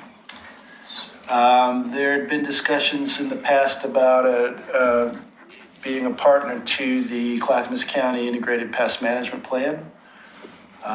We have a new Public Works Operations Director now. John Lewis is also aware of this, so it's probably something we should keep on the work plan and keep moving forward. Definitely. Who is the new operation manager? I'm sorry, I think. I was gonna ask, Yeah, I think what would be good is to invite him to a meeting. definitely. Right. And do a meet and greet. So, yeah. Put that. Good. And then this next one, consider natural resources annexation policy. This is one of the planning commission's top recommendations to the city commission as well. And it would, as we've discussed before, this is something where you are adding a factor for consideration of annexation whereby anybody who has significantly altered a natural resource, either tree removal or massive grading, that counts as a factor in whether or not an annexation gets approved. And then what does this mean in terms of implementation? In Lake Oswego, it's a resolution, and the staff works with the annexing party to mitigate any damage that has been done. And then they have a certain year of look back. It's controversial. It's difficult to administer, and it does have an ongoing administrative burden on staff because you have to monitor the extent of the mitigation on land that is technically meant to be urbanized. So there's a number of issues potentially with that, but at the same time, it's a very big priority because it has to do with trees within the trees in the urban growth boundary that are large on large lots. That's like the high priority in my Yeah. list. It was a high priority for the planning commission as Yeah. well. Good. And then this ties into the other recommendation with planning commission. Considering tree protection and upland habitat code amendments. Let's see, what does this mean? Oh yeah, I think this has to do with how we coordinate your comments on land use applications.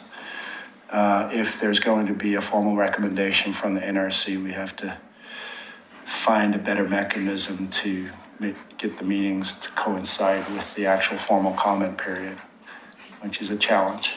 And I don't know how to resolve that just yet, other than to have like ad hoc meetings by the NRC, which probably doesn't fit with most people's schedules. I really think it's got to be broad just besides tree protection. I'm sorry, what? Well, I think it has to be, I mean, I come to the point that I made earlier on. Not knowing when we should enter on the terms of the code development before the sale occurred, to have a conditional approval put on it. And so what I'm saying, it's not only tree protection and upland habitat, it's NROD matters as well. So.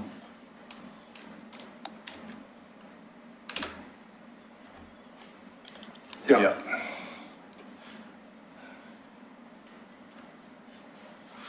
Okay. And supporting dark sky lighting initiatives. We already have reviewed the code and made some changes to accommodate the newer technologies. So that's already in the code amendment packet before the city commission. There are, there are obviously more detailed and comprehensive ways that cities can regulate lighting. Some of them have to do with overlay zones, and applying lighting zones throughout the city. I don't know that Oregon City is ready for that kind of approach yet, because it's essentially a zoning map amendment. This is more site-specific development standards apply to lighting. I think it's a little more practical to administer when you're doing development review. Next one, maintain and update our list of priorities to share with the planning commission. Specifically for now, we have a number of things which are in the letter that Doug referred to. And so I will update what's listed here with all of those headings. Schedule. So this is you and I on the next line there. So this is our responsibility. Oh, yeah, there we go. Perfect. Yeah, that's right. Is that a row to be deleted? Pardon? I think it needs to be merged. Okay. Let's see if I can do that. Yeah, okay. Okay. Oh boy, see, that's, oh well, didn't work. I'll fix that. Merge. I think on some of these things, Yeah, because we're putting persons on it, and I think in some case, I mean, we were at the city commission, Trent and I, but it was in our roles of chair and vice chair. right. And so some of these things where we're identifying them as activities that are going to specific officers, I think we should list as a chair and vice chair as opposed to. Yeah, that makes sense to me. Yeah. And Okay. of course, that doesn't apply to all of this, but on some of this stuff, I think we should list the.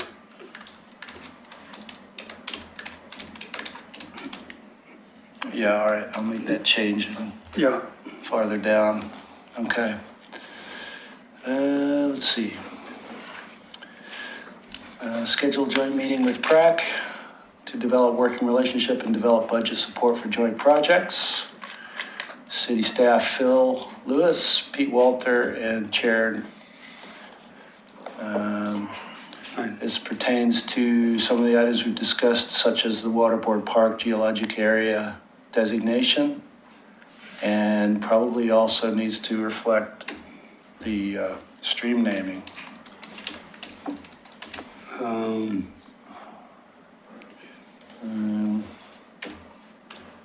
Now, Jonathan Waverly is the staff lead on Arbor Day and Enhancement Day now. So Parks has pretty much taken that over. Who is it? Jonathan Waverly, Yeah, our okay. Parks Maintenance Right. Superintendent. So I should probably put his name in there too.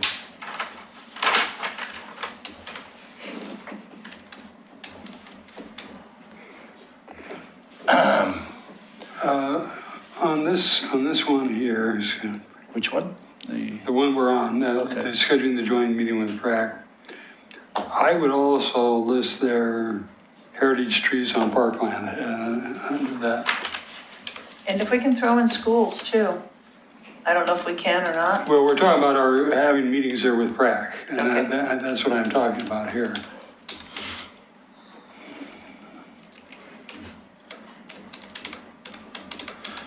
okay.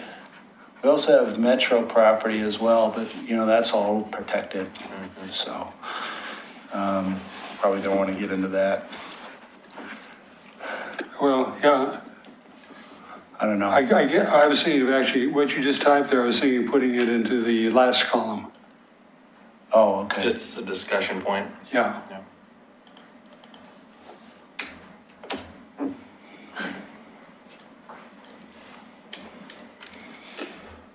Okay. And this we've covered. Okay.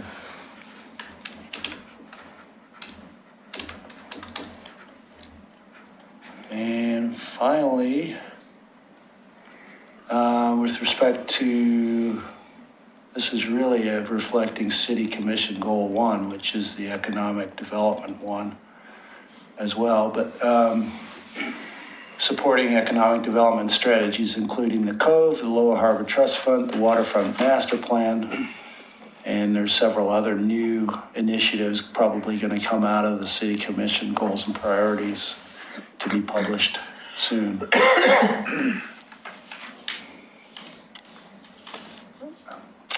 Anything else? That's a lot.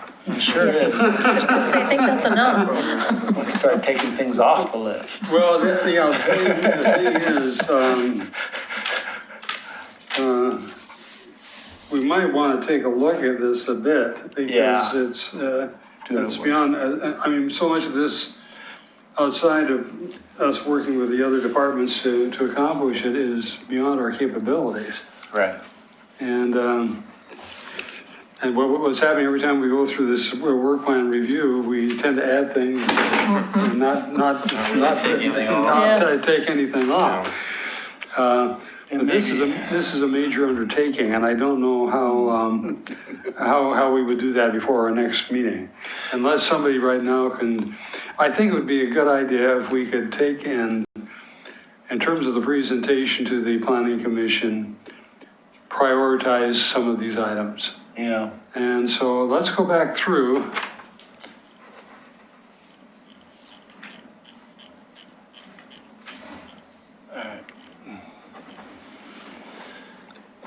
And part of the problem is a lot of them are repeated Yeah, in different I parts. agree. So it's almost like we need to I think we prioritize need to- things rather than each individual little. It may be the format of this table is a little confusing now. I could probably simplify it. But at least in terms of, we could add a priority column. And that way we can, Like, I would like to mention this, but much of what you have here in goal 1 is something that the Oregon City Watershed Council has taken on and is doing. right, I mean, the naming, we're taking on that responsibility. I think that the development of signage in public and heritage trees can go down into 4.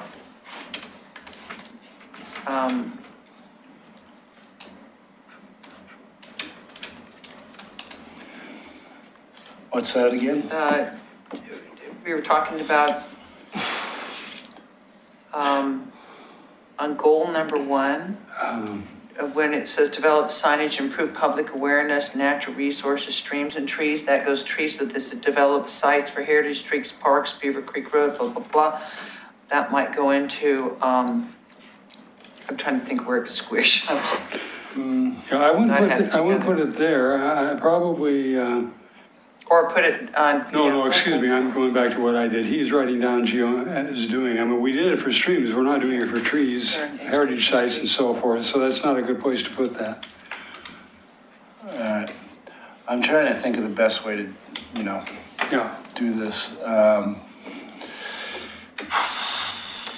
See, if you have it number 4, where it says seek opportunity to maintain communication with citizens and facilitate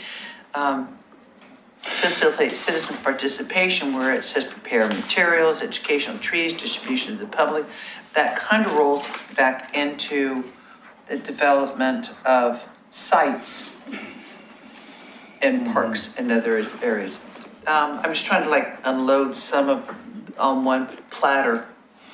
I think part of the problem is that we have these repeated, because they fit in all these Yeah. different parts of the city code and the city goals and our yeah, goals. that's right, that's true. And so it's almost like we need a separate table where we just list activities. Activities and. And then Right. link it back to this table as to where I it fits agree. It in. almost Because this is just too big. I think it's too big, and I honestly think that it's too big to accomplish with the time that we have left Yeah. tonight.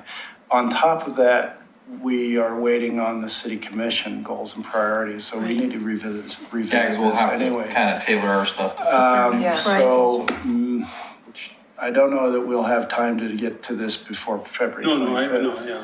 know, yeah. However, we need to revisit it in a simpler way.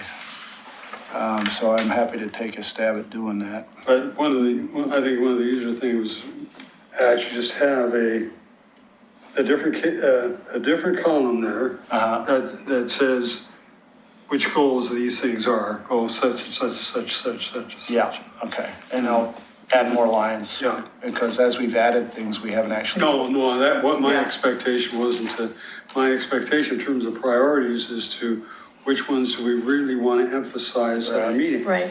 Right. And so why don't we just take a moment to do that? Well, I have my first 1 and 2s ready. Yeah, go ahead. I think consider tree protection, upland habitat code amendment, with NRC meetings with staff. That one is very, very important, and helping develop an idea of what maybe the commissioners would like to adopt. Maybe somebody's thinking about annexation of their property and might have to have a moratorium of cutting their trees for 2 years before, and then they can make an assessment of what's on the property. Consider natural resources, annexation policies. I think those are really important for going forward. Yeah. It's gonna be hard to track some of this stuff unless I take it out of track changes. Well, right. No, I'm thinking of us taking and writing down a list, not putting it in the table. Yeah, okay. And to put emphasis. So, Yeah, so you guys just tell me and I'll work in a separate document? yes, Yeah, basically, okay. yeah. So go through it again one more time. One moment. To me, what I thought was very important, it's in goal number 3 in the activities, and that's considering the natural resource annexation policy, consider tree protection and upland habitat amendment, review NRC meetings with staff prior to meetings and timeframes. Can you highlight these cells and do it that way for your own benefit? So you could take that one and put a yellow That's not a highlighter good or idea. something? Let's try that. So that was under what goal now? 3. That was on goal number 3 in activities, halfway down. Okay. It's actually, its goal is between 3 and 4. It says enhance the livability of the community. That goal is kind of between goal number 4 and goal number 4 is goal number 3. You see it? It was on page 7. Page 7. What's that? I'm sorry. Say that right there. There you go. Enhance livability and then support coordinated effort, invasive species management. Again, that is important too, but then right below it, it says consider natural resources annexation policies and consider tree protection upland habitat. Actually, the whole part of invasive species, that could be number 3. This would be number 4. I'm confused. Sorry. Talking, I mean, I guess if you guys want to tell me your top priorities I can highlight them. Yeah, that's what we're. and that's what we're doing. as an individual, I think, so we can collectively see which ones we. I think that's all good stuff, but I think, even just the updating the water resources one's almost a more top priority than that, because that's actually something that's real that could impact current code and current land use applications and stuff right now if we re-inventory the, So where is that one? that's just 2 up from that. to Okay. update the- Oh, this one? Yeah, to me, that's something that if we could get the funding and could actually do it, it would make an impact immediately. Where am I, where are you looking right here? Need to update city water resources. Oh, yeah, okay. Because that's like it's funding restricted, but at the same time, if it happened, it would be all of a sudden fix or Right. Whole add bunch. additional That would resources. have a huge yeah. impact. Yeah. Good idea. Okay, Okay, go back to the beginning. yeah, let's go to the top. Oh. Okay, let's take a look at it now.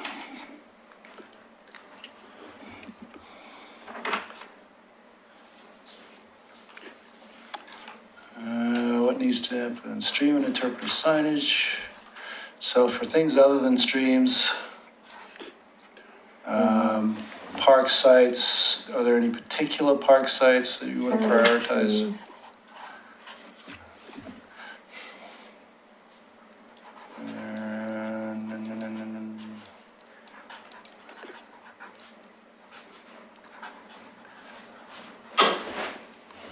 Would,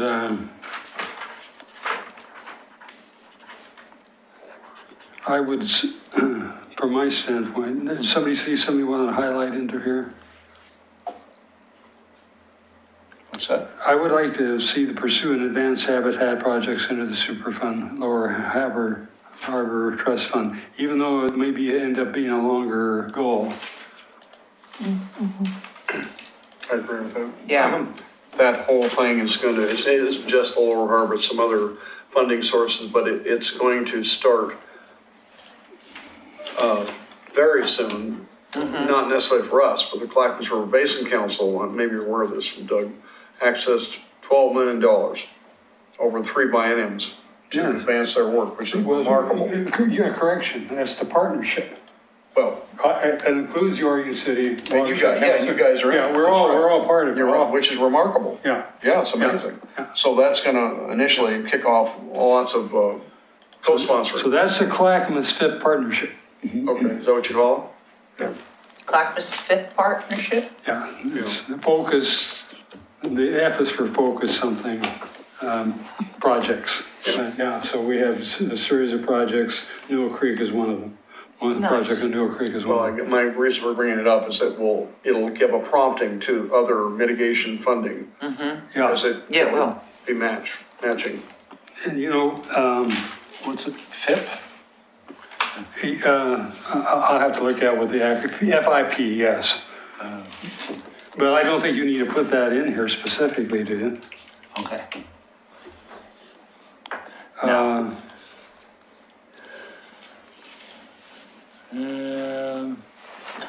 Easier just to turn around.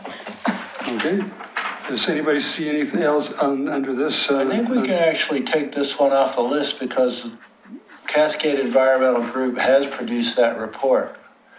They may produce more reports in the future, in which case we probably keep it on the list. But the most recent one was the one that was done with the Phase 2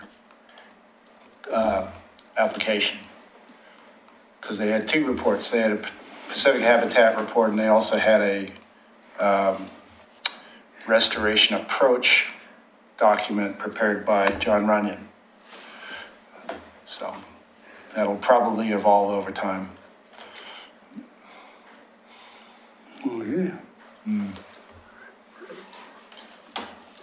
Anything else under this goal one that we want to highlight? Well, you mentioned, Doug,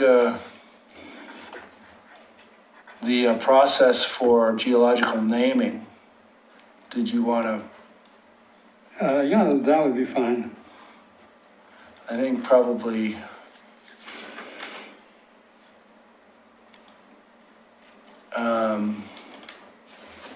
let's write that in.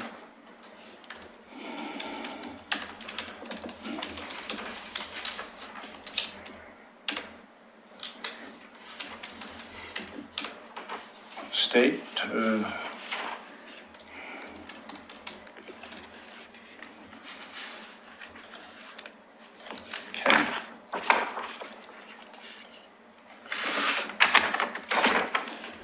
Okay. Let's put it just because there's a group that deals with that, of geological and geographical naming.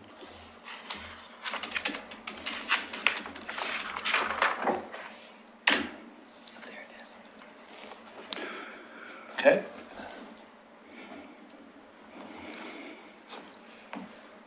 Let's see. Goal 2. Addressing critical zone.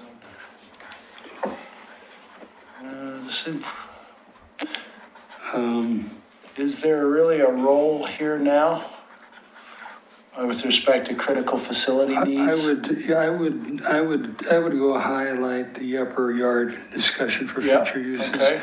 BRAC is deeply involved with that, but particularly since it's a natural resource area.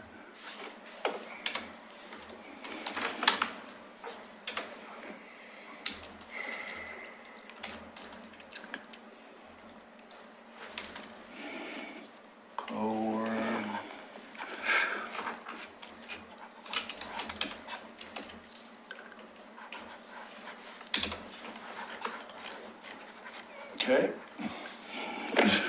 Then we get into the connectivity to the cove and area. Just a minute, let's see here.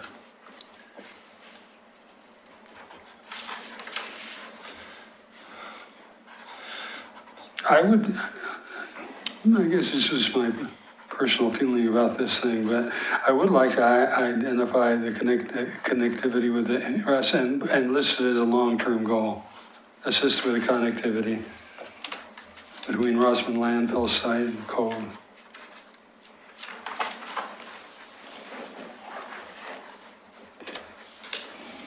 And that would have to involve Public Works, I would say.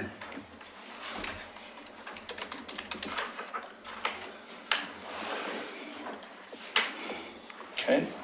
Metro South Wetland. So, yeah, I was going to say highlight it. Highlight it, yeah. But I put in parentheses long-term goal. Yeah, that's fine. Ongoing is fine. Okay. Yeah, we could look at, yeah, when I produce the next document, it'll be a list of short-term goals.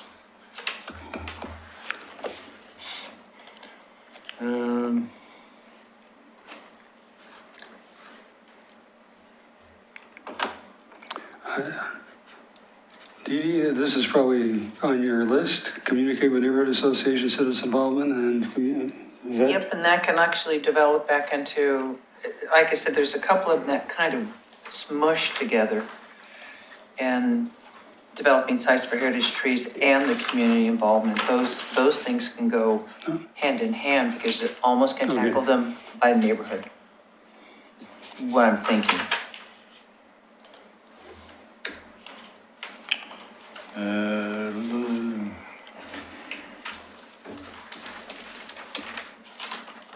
If we can work with PrAC again with the Arbor Day and Earth Day too. You know, kind of roll those all, smoosh them all in together because it's all PR stuff. Yeah, Right. The education materials and stuff. Actually, I kind of highlighted them in my goods.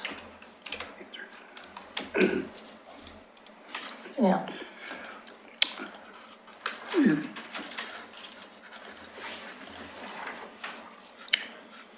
All right. Jerry, would you say the walking tours is an ongoing? Well, I can mainly do them, we can mainly organize those most effectively during the summer, you know, into fall. So I'm looking at, to be honest with you, July through October, not through, but into October, early October. We could try a spring one, I'm quite busy then, but whatever. I just. Could be something we did with your Arbor Day event as an adjunct. Well, let's talk to John Waverly about that. Because it's he it's part of. wants people working on the ground there, not Okay. necessarily doing All right. walking tours. I mean, All right. I think that's the real intent is to get people Yeah, out there doing it's, stuff. Right, no problem. We'll do them during the summer. Well, remember we did it last year, Yeah, we Dee were Dee and I cleaning the did that, parks but- and then afterwards, you did a walking tour afterwards. Yeah. And informative, and those really bring in the parents. Yeah, they did. And we need to like emphasize that there's a free historical tour and stuff afterwards and stuff. Sure. Okay. Anything else on Go Forward we want to highlight there, but besides what he has? Let's move on down move down the sheet. This is still Go Forward, I guess, but I This think we is the should, Heritage Tree yeah. stuff. Yeah. that- yes, I think this it's needs important. highlighting. Yeah. Yeah.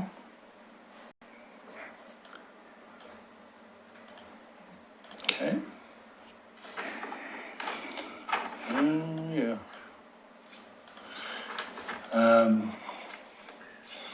Okay. I'd say, because, and they have it as their own goal, planning commission. Let's just highlight the consider natural resources annexation Yeah. policy. Yeah, that's really, really important. Yeah. Yeah, both those. And these ones? Yeah. Yep. All right. Soil, water, public street lighting. There it is.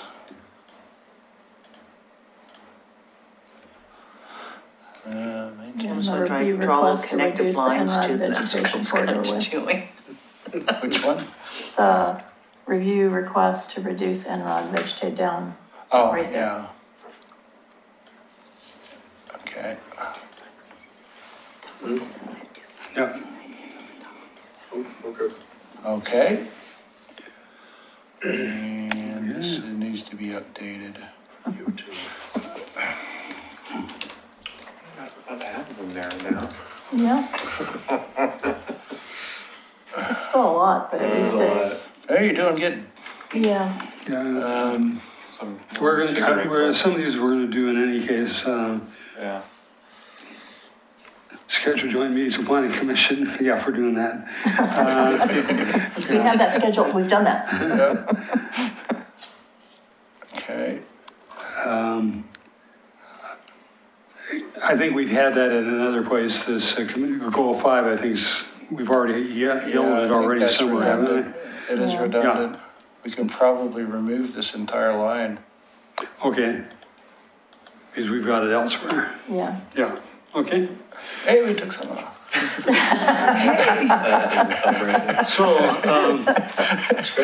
So I think these, when we're talking to them, these yellow items are the areas of concentration for us, for the planning commission. Can we do a, can you Joint rewrite this up, Pete, so it's, Yeah, I will. and get it to us? Yeah, I think the more we can focus on Yeah. fewer things, Yeah. the Yeah. more chance Right. that we could actually maybe push something forward. Right. Okay. Yeah, I'll write these up and send them around as soon as I can get that done tomorrow or next day. Very good. All right. Okay. And let's see. Okay. Next. Okay, work plan, NRC work plan for review. Approval of minutes. Has anybody had a chance to look at the, I did. I did too. I didn't see anything that, so what we need from somebody here is a motion and a second. I motion to approve. I Second. Oh, I really wanted to vote. okay, go for it. I second. Okay, it's been moved by Dorothy and seconded by Matt. A vote, please. We're supposed to do this. We have to do that individually. We have to do a roll call. Okay. I will, what I'll do from here on out then is I'll get a tally sheet so I can make a written record of it. Okay, so why don't you call the roll here and say aye or nay? Dalzard, Aye. Herman, Aye. Neely, Aye. Warnes, Aye. Brochat, Aye. Cool. Aye. The all in favor is apparently not what we're supposed to be doing. We're Really? supposed to be making an official, Okay. Is that what Katie Riggs, the city recorder, was saying? yeah. Okay, yeah. All right, that's good to know. I'll make sure we do that from here on out. We could vote on this, I but think he's it came up not, with it's not here. and Prac. And Prac, And Prac she calls informed Prac roll. the same This thing. was actually not John Lewis, but Phil Lewis said, Well, I think that's great. Yeah, so- We can so have a we more need formalized to- way to we need to- introduce things and we need make to do motions that. on things too. All right, okay. and then it's a big step to actually going up on the Let's do TV, it. but we might. That's my goal. Really? Yeah. Okay. I will learn a new thing. His work plan. So, communications next. Pete, do you want to communicate and then we'll go to the rest of our group? Yeah, let's see. So we're going to have a joint work session with Planning Commission, February 25th. City Commission has reopened the search for the open commissioner position, as you're aware. I believe that's posted on the city website, so if you know anybody who's interested, take a look at that. And let's see, I just had word that the Arbor Day Foundation has approved our annual application for Tree City USA. Good. So we're good on that for the time being. We have a new operations manager that took over from Martin Montalvo. We'll then make sure that we invite him to the next meeting or one of our subsequent meetings. So we can talk about that. Let's see. Status of the code amendments for housing and other development code amendments. Right now, we've bumped out the schedule for that another couple of weeks to accommodate the city commission search as well. We're anticipating presenting the natural resources portion of the code amendments to the city commission on March 20th. So that's when we would be going through anything that wasn't zoning related as far as base zone or housing stuff, but stuff that's tree related and talking, I think the mayor indicated that that will be a very long meeting because we have a lot of stuff to cover. And the schedule could change depending on what's going on. As we hold each of these hearings, we're adding a list of things to resolve at the very last meeting, which is April 3rd. So, and that list is getting longer.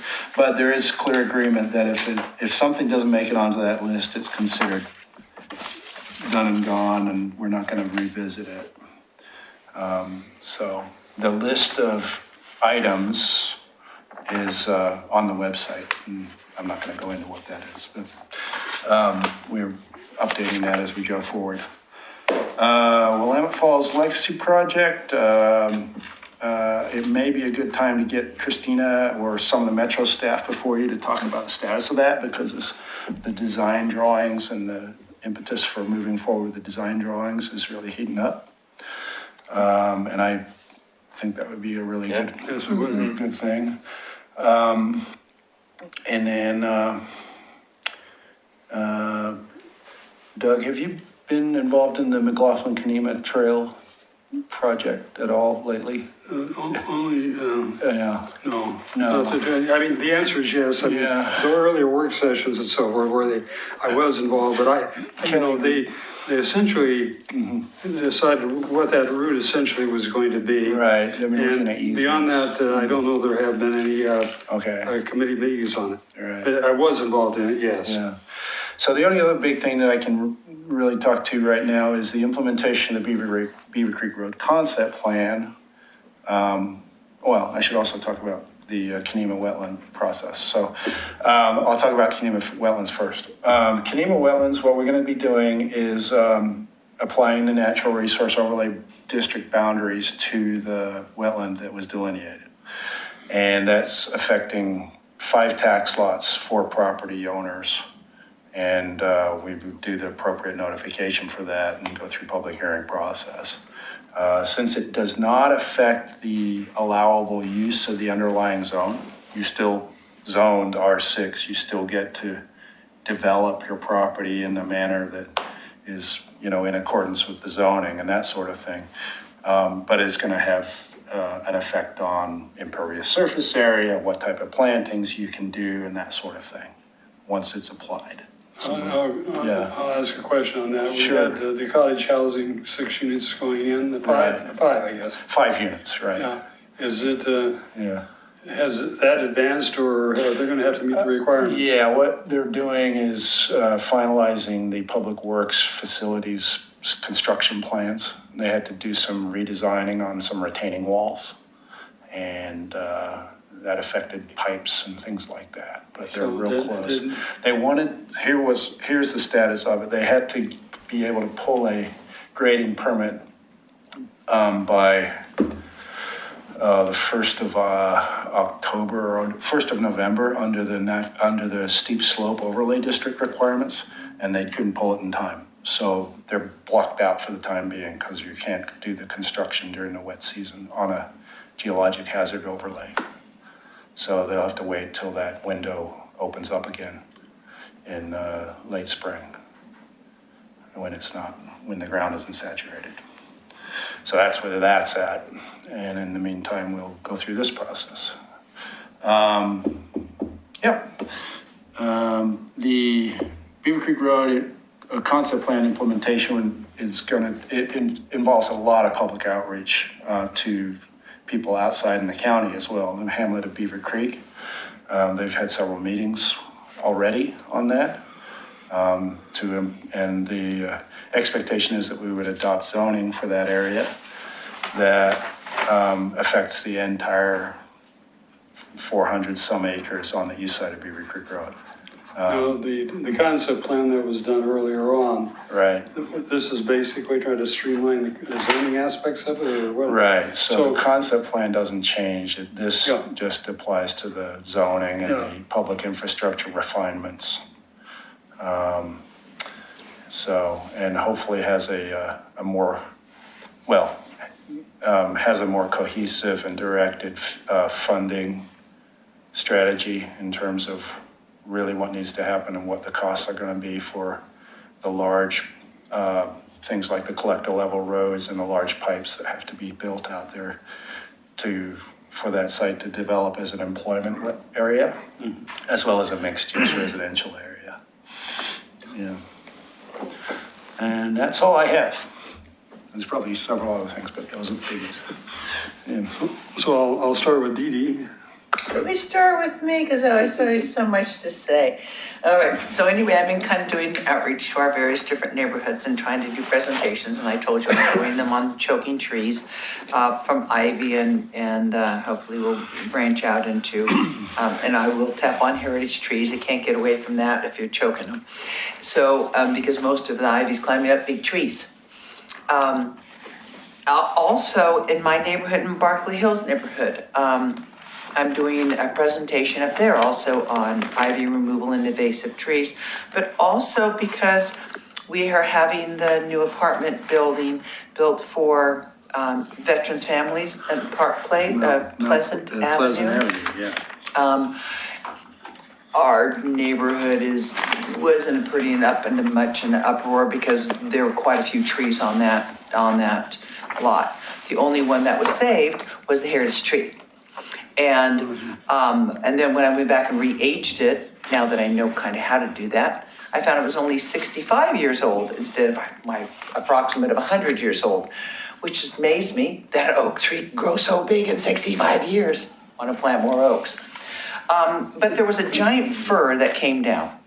That fir was exactly where the sidewalk was going to be. So I really think we need to start curving our sidewalks and protecting some of our big trees. Let's push that through. The contractor was really... That would involve, coordinating with Public Works on the design standards and that sort of thing. And we'll go forward kind of with that. Yeah. But what was encouraging is that when I went on the property after seeing the big pine go, which I knew was going to go, because I didn't try to save it, because I knew that it was a bigger battle to fight. Yeah. When they cut that down, you couldn't measure the base because they had to cut it in a cone, so I couldn't get a cross section of it. But it grew up in two big giant spears coming up, which I could go over and take a picture and measure. It had two separate trees growing out of it that aged 135 years. So who knew what the base really was? Which I thought, so. 170? No. But what's pleasant is that the contractor he hated seeing that tree go. So he took the rounds of these, not the big tree porch. It was hauled off and taken away and don't know what happened to it. But I went over there to ask, and he's going to incorporate all of these rounds in the landscaping.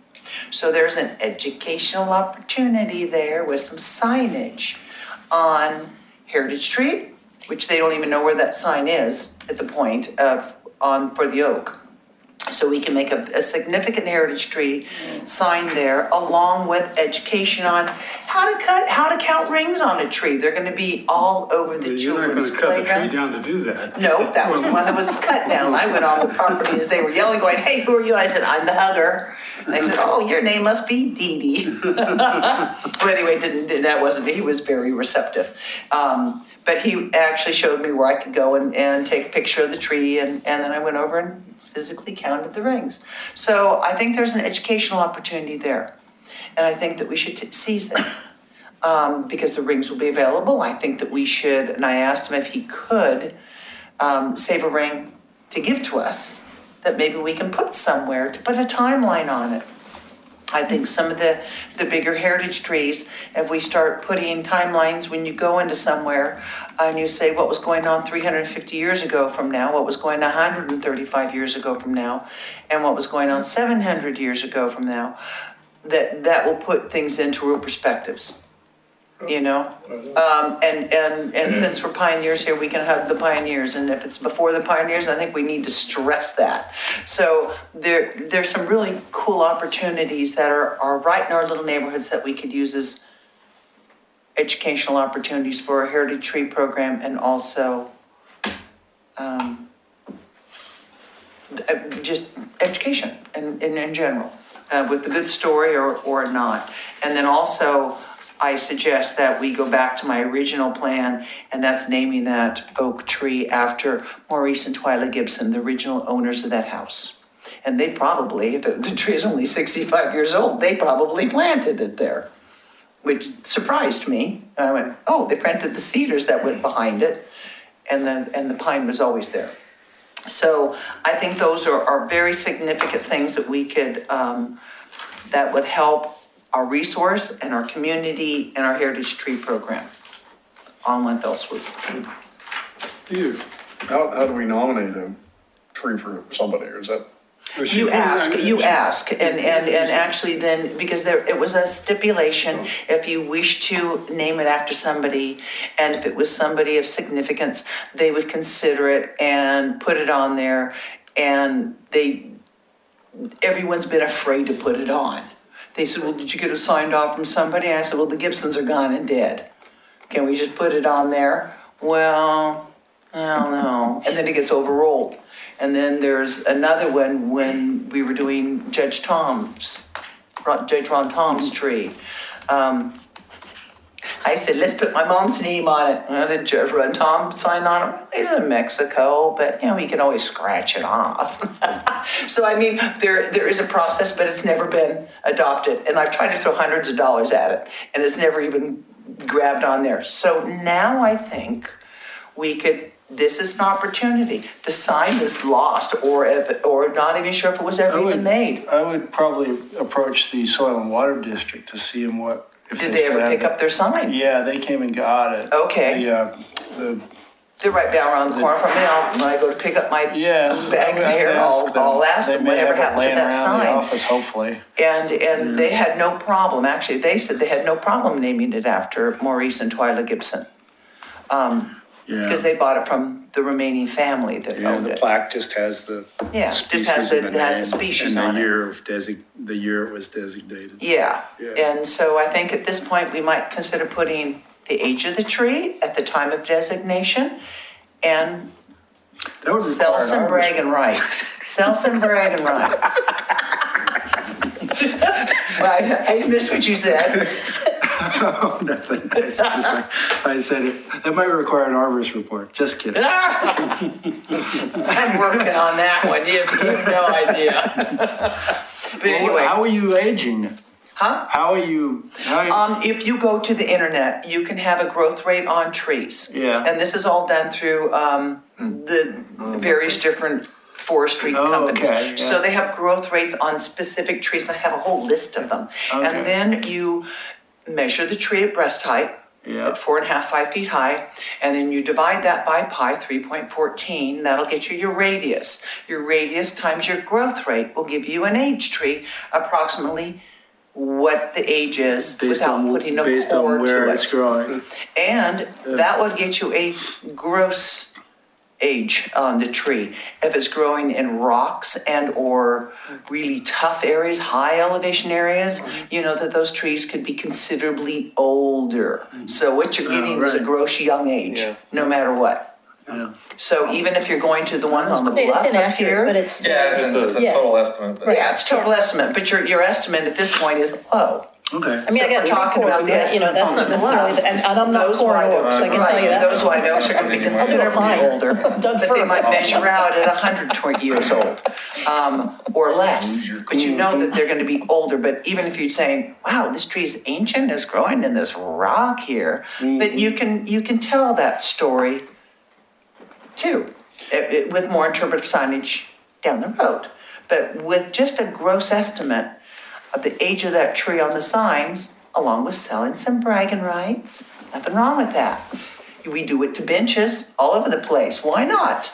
I'm gonna put a timer on for 3 more minutes. All right, I'm done. But it's logical. Yeah, that's great, that's great. I got here late, so I don't know what the discussion totally was about the code, but I have a question, I guess. It's more of a question here. Did the planning commission, I saw the stipulations on what the conditions were of approval. Did they approve it that night? And Yeah, was they did. the They added meeting some closed conditions. for public input? Pardon? Did they approve it that night with those Yeah. conditions? They added a few conditions. All right, I saw, based on the and input. I'm Yeah. happy to see the conditions. Did Yeah. they close the meeting for public input, Yes, yeah. as far as you know? Yeah, yeah, they closed the hearing and they deliberated and they voted to, they had a few more clarification questions about how to write the new conditions. Some time ago, maybe. But it's been approved. and- Okay, in November, I think I brought up the issue that David Frazier hired David Evans Associates to come up with an idea to try to Right. do some differences in the grading that might save some trees or might also create some variation. Did that ever get seen by any of the powers that be here? Well, And incorporated? no, they did not see a plan that the plan that you referred to. Because that wasn't part of the record. In the spirit of what we were talking about before, Doug's comment about writing a letter of encouragement to encourage a process, I think these developers are willing to do some stuff if encouraged and or asked. I won't say it's both, maybe. It's a letter of appreciation. Okay, fine. I mean, I would like to look at the mass grading plan with a bigger sheet than I can see, Oh, sure, reduced. yeah, And yeah. just take a look with you at that whole thing and see what Yeah. is possible. The other thing is down woody material. That was something I mentioned some time ago. It would be nice to incorporate the down woody material stumps and other things where they can be, like the bioengineered swale that was built in the cove, because that's a remarkably successful thing along the river's edge. The river's Yeah. scoured out, there's trunks of trees coming out. Right. It's a pretty effective thing. Sure. All right. Well, I'd love to do yeah, that I mean, with that's certainly opportunities. There's gonna be more opportunities to talk Okay. about the down woody tree thing, I think. My report then is gonna be about the Indo-Oregon Trail and some opportunities there. There is a formation of rock there that isn't rock. It's 35 feet long by 8 feet tall. It represents Independence Rock. Oh, yeah. It's made out of fiberglass. It's made out of mostly recycled fiberglass. I wanted you to know I'm proud of that, not that I built it. Miles Molded Fiberglass built it, and then my youth installed it. There's an opportunity to move forward with either Council Bluffs or what's the other major in South Dakota, there's a Chimney Rock.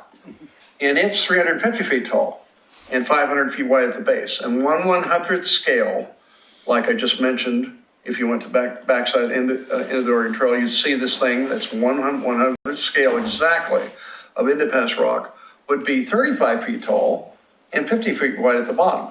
And I thought, this involves this lady here to I've point seen a to, picture the of that. plastic industry is under siege right now for a low-density polyethylene film. Bags, the most recyclable, but not getting recycled for various reasons, including industry's problem. The most compressible, which takes up no room, is this stuff. And this stuff could be integrated into exhibit materials too. And we're hoping to see in the next 3 weeks, some plastic industry people come to Oregon City and talk about some things that could be done at the end of the Oregon Trail to show exhibitry made from recycled materials. There are 4 oxen. They're all named. They're made out of fiberglass, recycled fiberglass. They just showed up in Independence, Missouri. They're full size. I saw them underneath. They don't have to be fed. Yeah. My point being, it'd be neat to do, have a statement occur, and the folks down there are really kind of excited about this, where industry sponsoring some reuse and demonstrating something. I mean, the industry's got a long ways to go, but all of recycling is in, a state of chaos right now, as you probably heard some time ago. So I'm really excited about that. The last thing I was going to share with you is that the River Assets and Opportunities Task Force, which any of you are welcome to come to, meets on February 27th. It's a Wednesday morning at River Shore Hotel. There's now 22 people on this committee, and there are people from West Lynn now participating. The Parks Director over there, Ken Wooster, really gets things done. I'm just really amazed with him over his career. He's going to be a part of it because he wants to see some things begin to happen, perhaps, that he could give us advice on and things that could happen on his side of the river, specifically 8th Street Dock. If you know where 8th Street is, that's the courthouse. Below the courthouse was a historic dock that was there. It was the main center of navigation for probably 30-some years for steamboats. And that dock idea was where Oregon City was going to have their major dock, but they couldn't get through driving piling there because of huge underwater basalt cliffs and everything. So it became John Storm Park Dock. You all know where that is, in front of Rivershore Hotel. All right, we're hoping to see that dock, with his leadership, because he knows how to get this done with federal and other monies, that he got some docks done in Westland, can get established in our city, which would be really neat for the downtown, to have a tour vessel and primary dock and some kayaking, canoeing opportunities there. So that's what I'm sharing with you tonight. Thank you. Okay. Yay. Matt, No comments right now, thank you. okay? I have nothing. Lucy? Trent? Same.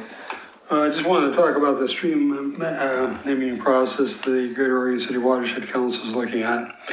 We have 5 streams that are, well, we've got 13 signs out there, 5 of which just say stream crossing because they do not have formal names. And I guess I'll just do this. So I don't think oh yeah, he brought it, never mind, he brought them up on the viewpoint a while back. These streams are the ones we're gonna be focusing on for naming.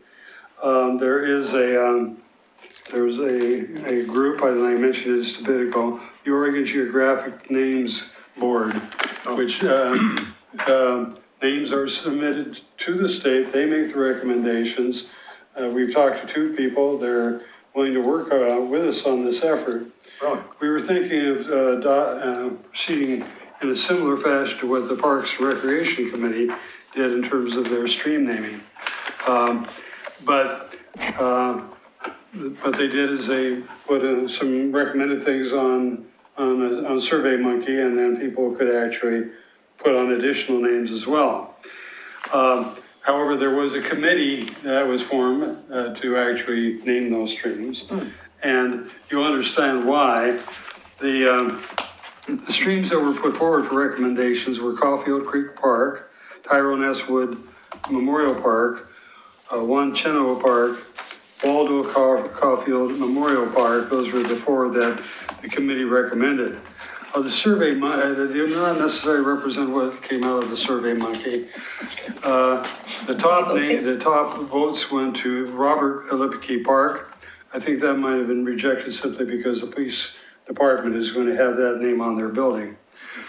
The next popular one was Parkface Park. That was even considered by the committee.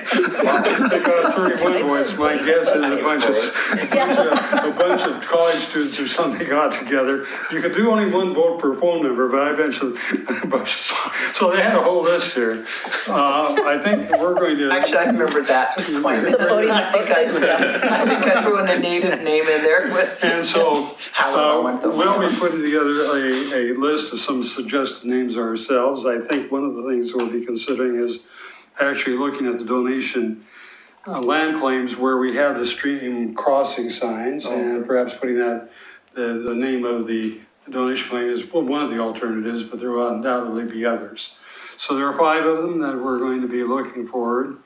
Are there We'd like any to see- native, How's that? are there any like Native American? We input into we this? have the name contacts with the Confederated Tribes of the Grand Ronde, and they'll be making recommendations. Excellent. I believe one of these names for the park was actually a native, a chief in the area at one point or another. Excellent. So we will be looking at those. And some, I mean, those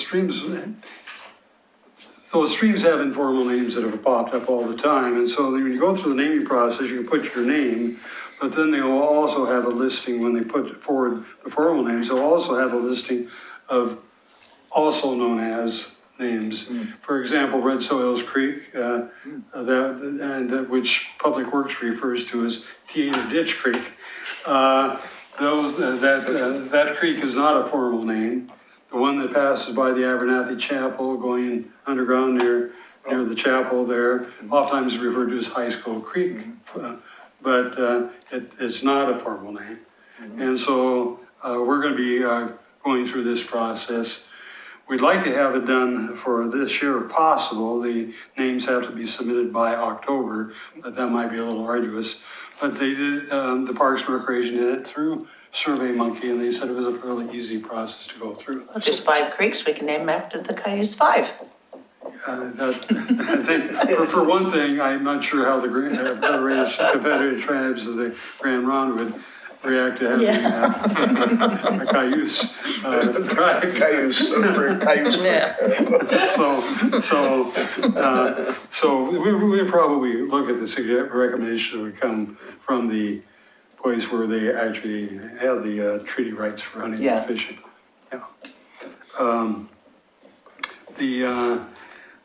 Also, I don't know how many people know about this, but the Warm Springs has been doing studies of lamprey distributions of Willamette Falls here. They've been doing, putting in passive integrated transponders into lamprey that they have captured at the falls, and then they made releases at Sportscraft. And they put detectors there on the Public Works owned land in Abernathy Creek, right above the falls. Okay. Yeah, they found a lot of fish have gone into there. Into the Abernathy? Yeah, a lot of lamprey. In 2015, there were a total of 300 reds, or EDDS, that's the nest they made, 300 reds in Abernathy Creek. It's been listed by USGS as the stream that's least likely to have an extinction event of the lamprey. Really? I'm not sure that was if they were going by the 2015 data, we got a little bit concerned about that because they were releasing fish at Sportscraft and they may have just chose the nearest stream to go into. We don't know how many of those were pit tag, might have been pit tag fish that went through. And lamprey, I think, a given lamprey can actually form more than one nest, so there's no way of tying that to the pit tag fish. In any case, there was a meeting of the group from the Warm Springs putting forward recommendations how to proceed, and a recommendation which we put forward, which may well be followed, was to make their releases further down like Milton Bar. And if we're getting their fish coming into Abernathy Creek, they will have at least had some space to distribute themselves before they got there. And so that's a process. But in any case, 2015, we had a huge number of lamprey reds. Hell yeah. So I'm pleased that the Watershed Council decided to have lamprey as their local. Yeah, I'm glad you did. Yeah, that. me That's very too. good. What did you, there was for a long time, I'll be real quick, it's a transmitting, receiving device on the River Resource Museum tower for the same purpose. And I don't remember who was using it, because all they did was let them use it to track lampreys going into Clackamas Cove. There's quite a number that were going into the cove because the detritus, decaying leaves and so forth that are in the cove that make a perfect substrate for spawning. Do you know anything about I that? don't know anything about that, but they may well go ahead and put out some, if they release a Milton Bar, they might go ahead and go out and put some Okay. detectors. All right, and then I have a question about the Clackamas partnership. This is amazing. Can you tell us what happened here? It was interesting. This is amazing. They're all grants made to watershed councils were from individual watershed councils, and OWEB, which is funded by lottery funds. That's the funding entity, and they decided to do a portion of them with folks' investment activities that went over a longer period of time. And they selected, I forget how many of them were selected. We were not on the list. There was actually one watershed in the east that we ranked, I forget what the ranking was, but that was actually 2 beyond the ranking. And they were actually omitting watersheds that went through urban areas. So there weren't very many of those. And we went ahead and responded to them, not asking that we replace anything else, but if they could find additional funding to fund what amounts to projects on Johnson Creek, South Clackamas Watershed Council, the Clackamas Basin Watershed Council, and the Great Oregon City Watershed Council were part of that, of our partnership. We went ahead and put forward statements based on their comments as to why we ought to be funded. A meeting decision was made in Seaside. We had representatives from each one of those watershed councils putting it forward. And really, the Siletz River also was one that was not included, but it actually ranked higher than one of the east ones. We were the only ones that actually kept pursuing it. And they made a decision to go ahead and guarantee that the monies available for individual watershed applications for 2-year periods didn't want that to go under 50%. But if they included only ours, it didn't go under 50%. So we persevered and actually got the projects approved. So this is a huge Yeah. opportunity for the watershed you just talked about. Right, And it's over 3 bienniums? Yes. 6 years? yes. 12 million, is that $12 million, something like that? Each biennium is like 3 million or I something? think that's correct. This is really remarkable for a watershed council to get that kind of support. Am I 12 wrong? million seems a little high, but I have to go back and check. Okay, all right. So that means you folks, Great Oregon City, along with Clackamas River Basin Council, Johnson Creek, and whatever, Yeah, South Clackamas. are all kind of in a pool together working on projects jointly. No, it's really neat. Yay. Really good. Congratulations. Yeah. John Runyon was hired as the coordinator of this. He's the one that wrote the grant, he told me. Is that true? Yes, but input from us. I mean, no, we had many meetings. Okay. He's very proud of that. So, Okay, anything else for the good of the order? Future agenda items, which quick discussion about that. Having the new, Operations manager. yeah. Well, just for, okay, let me just, Update on the, see there was an update on the mill site? Yeah, the Willamette. Yeah, yeah. I couldn't remember what it's called. Project. What is that called? Oh, Willamette Falls? Yeah. okay. Site update. And, okay. I'd like to see the college folks, Bob Cochran or someone come down to the college and give us an update on all the things that happened at ELC and then the huge changes that are good that have happened because of you guys' requirements for infiltrations and swales and all the rest. They don't know what to do with them, but they're really excited. The water quality is just remarkably better, you know. Both coming to the ELC and through the ELC and then out of the ELC. But because of the swales and so forth, the college had to put in, we're not getting as much water. That is true. That is true. However, we've got springs that are feeding it, the water, you know, this last summer was our, I think, driest. Yep. And there was water in that area the whole time. I don't think Newell Creek at the upper portion was necessarily flowing the whole time, but the ponds would maintain their levels. You're right. It's really pretty remarkable. But I think they need, you know, because we all gave input 3 years ago into their planning, Metro funded it, and now to see some major changes. They're absolutely shocked at the amount of native plants everywhere. It's pretty neat. So what I would like to suggest, if some specific direction is coming out of our workshop to have those discussions coming before us as well. Work session, I mean. Yep. Okay. Thanks. Okay, anything else for the good of the order?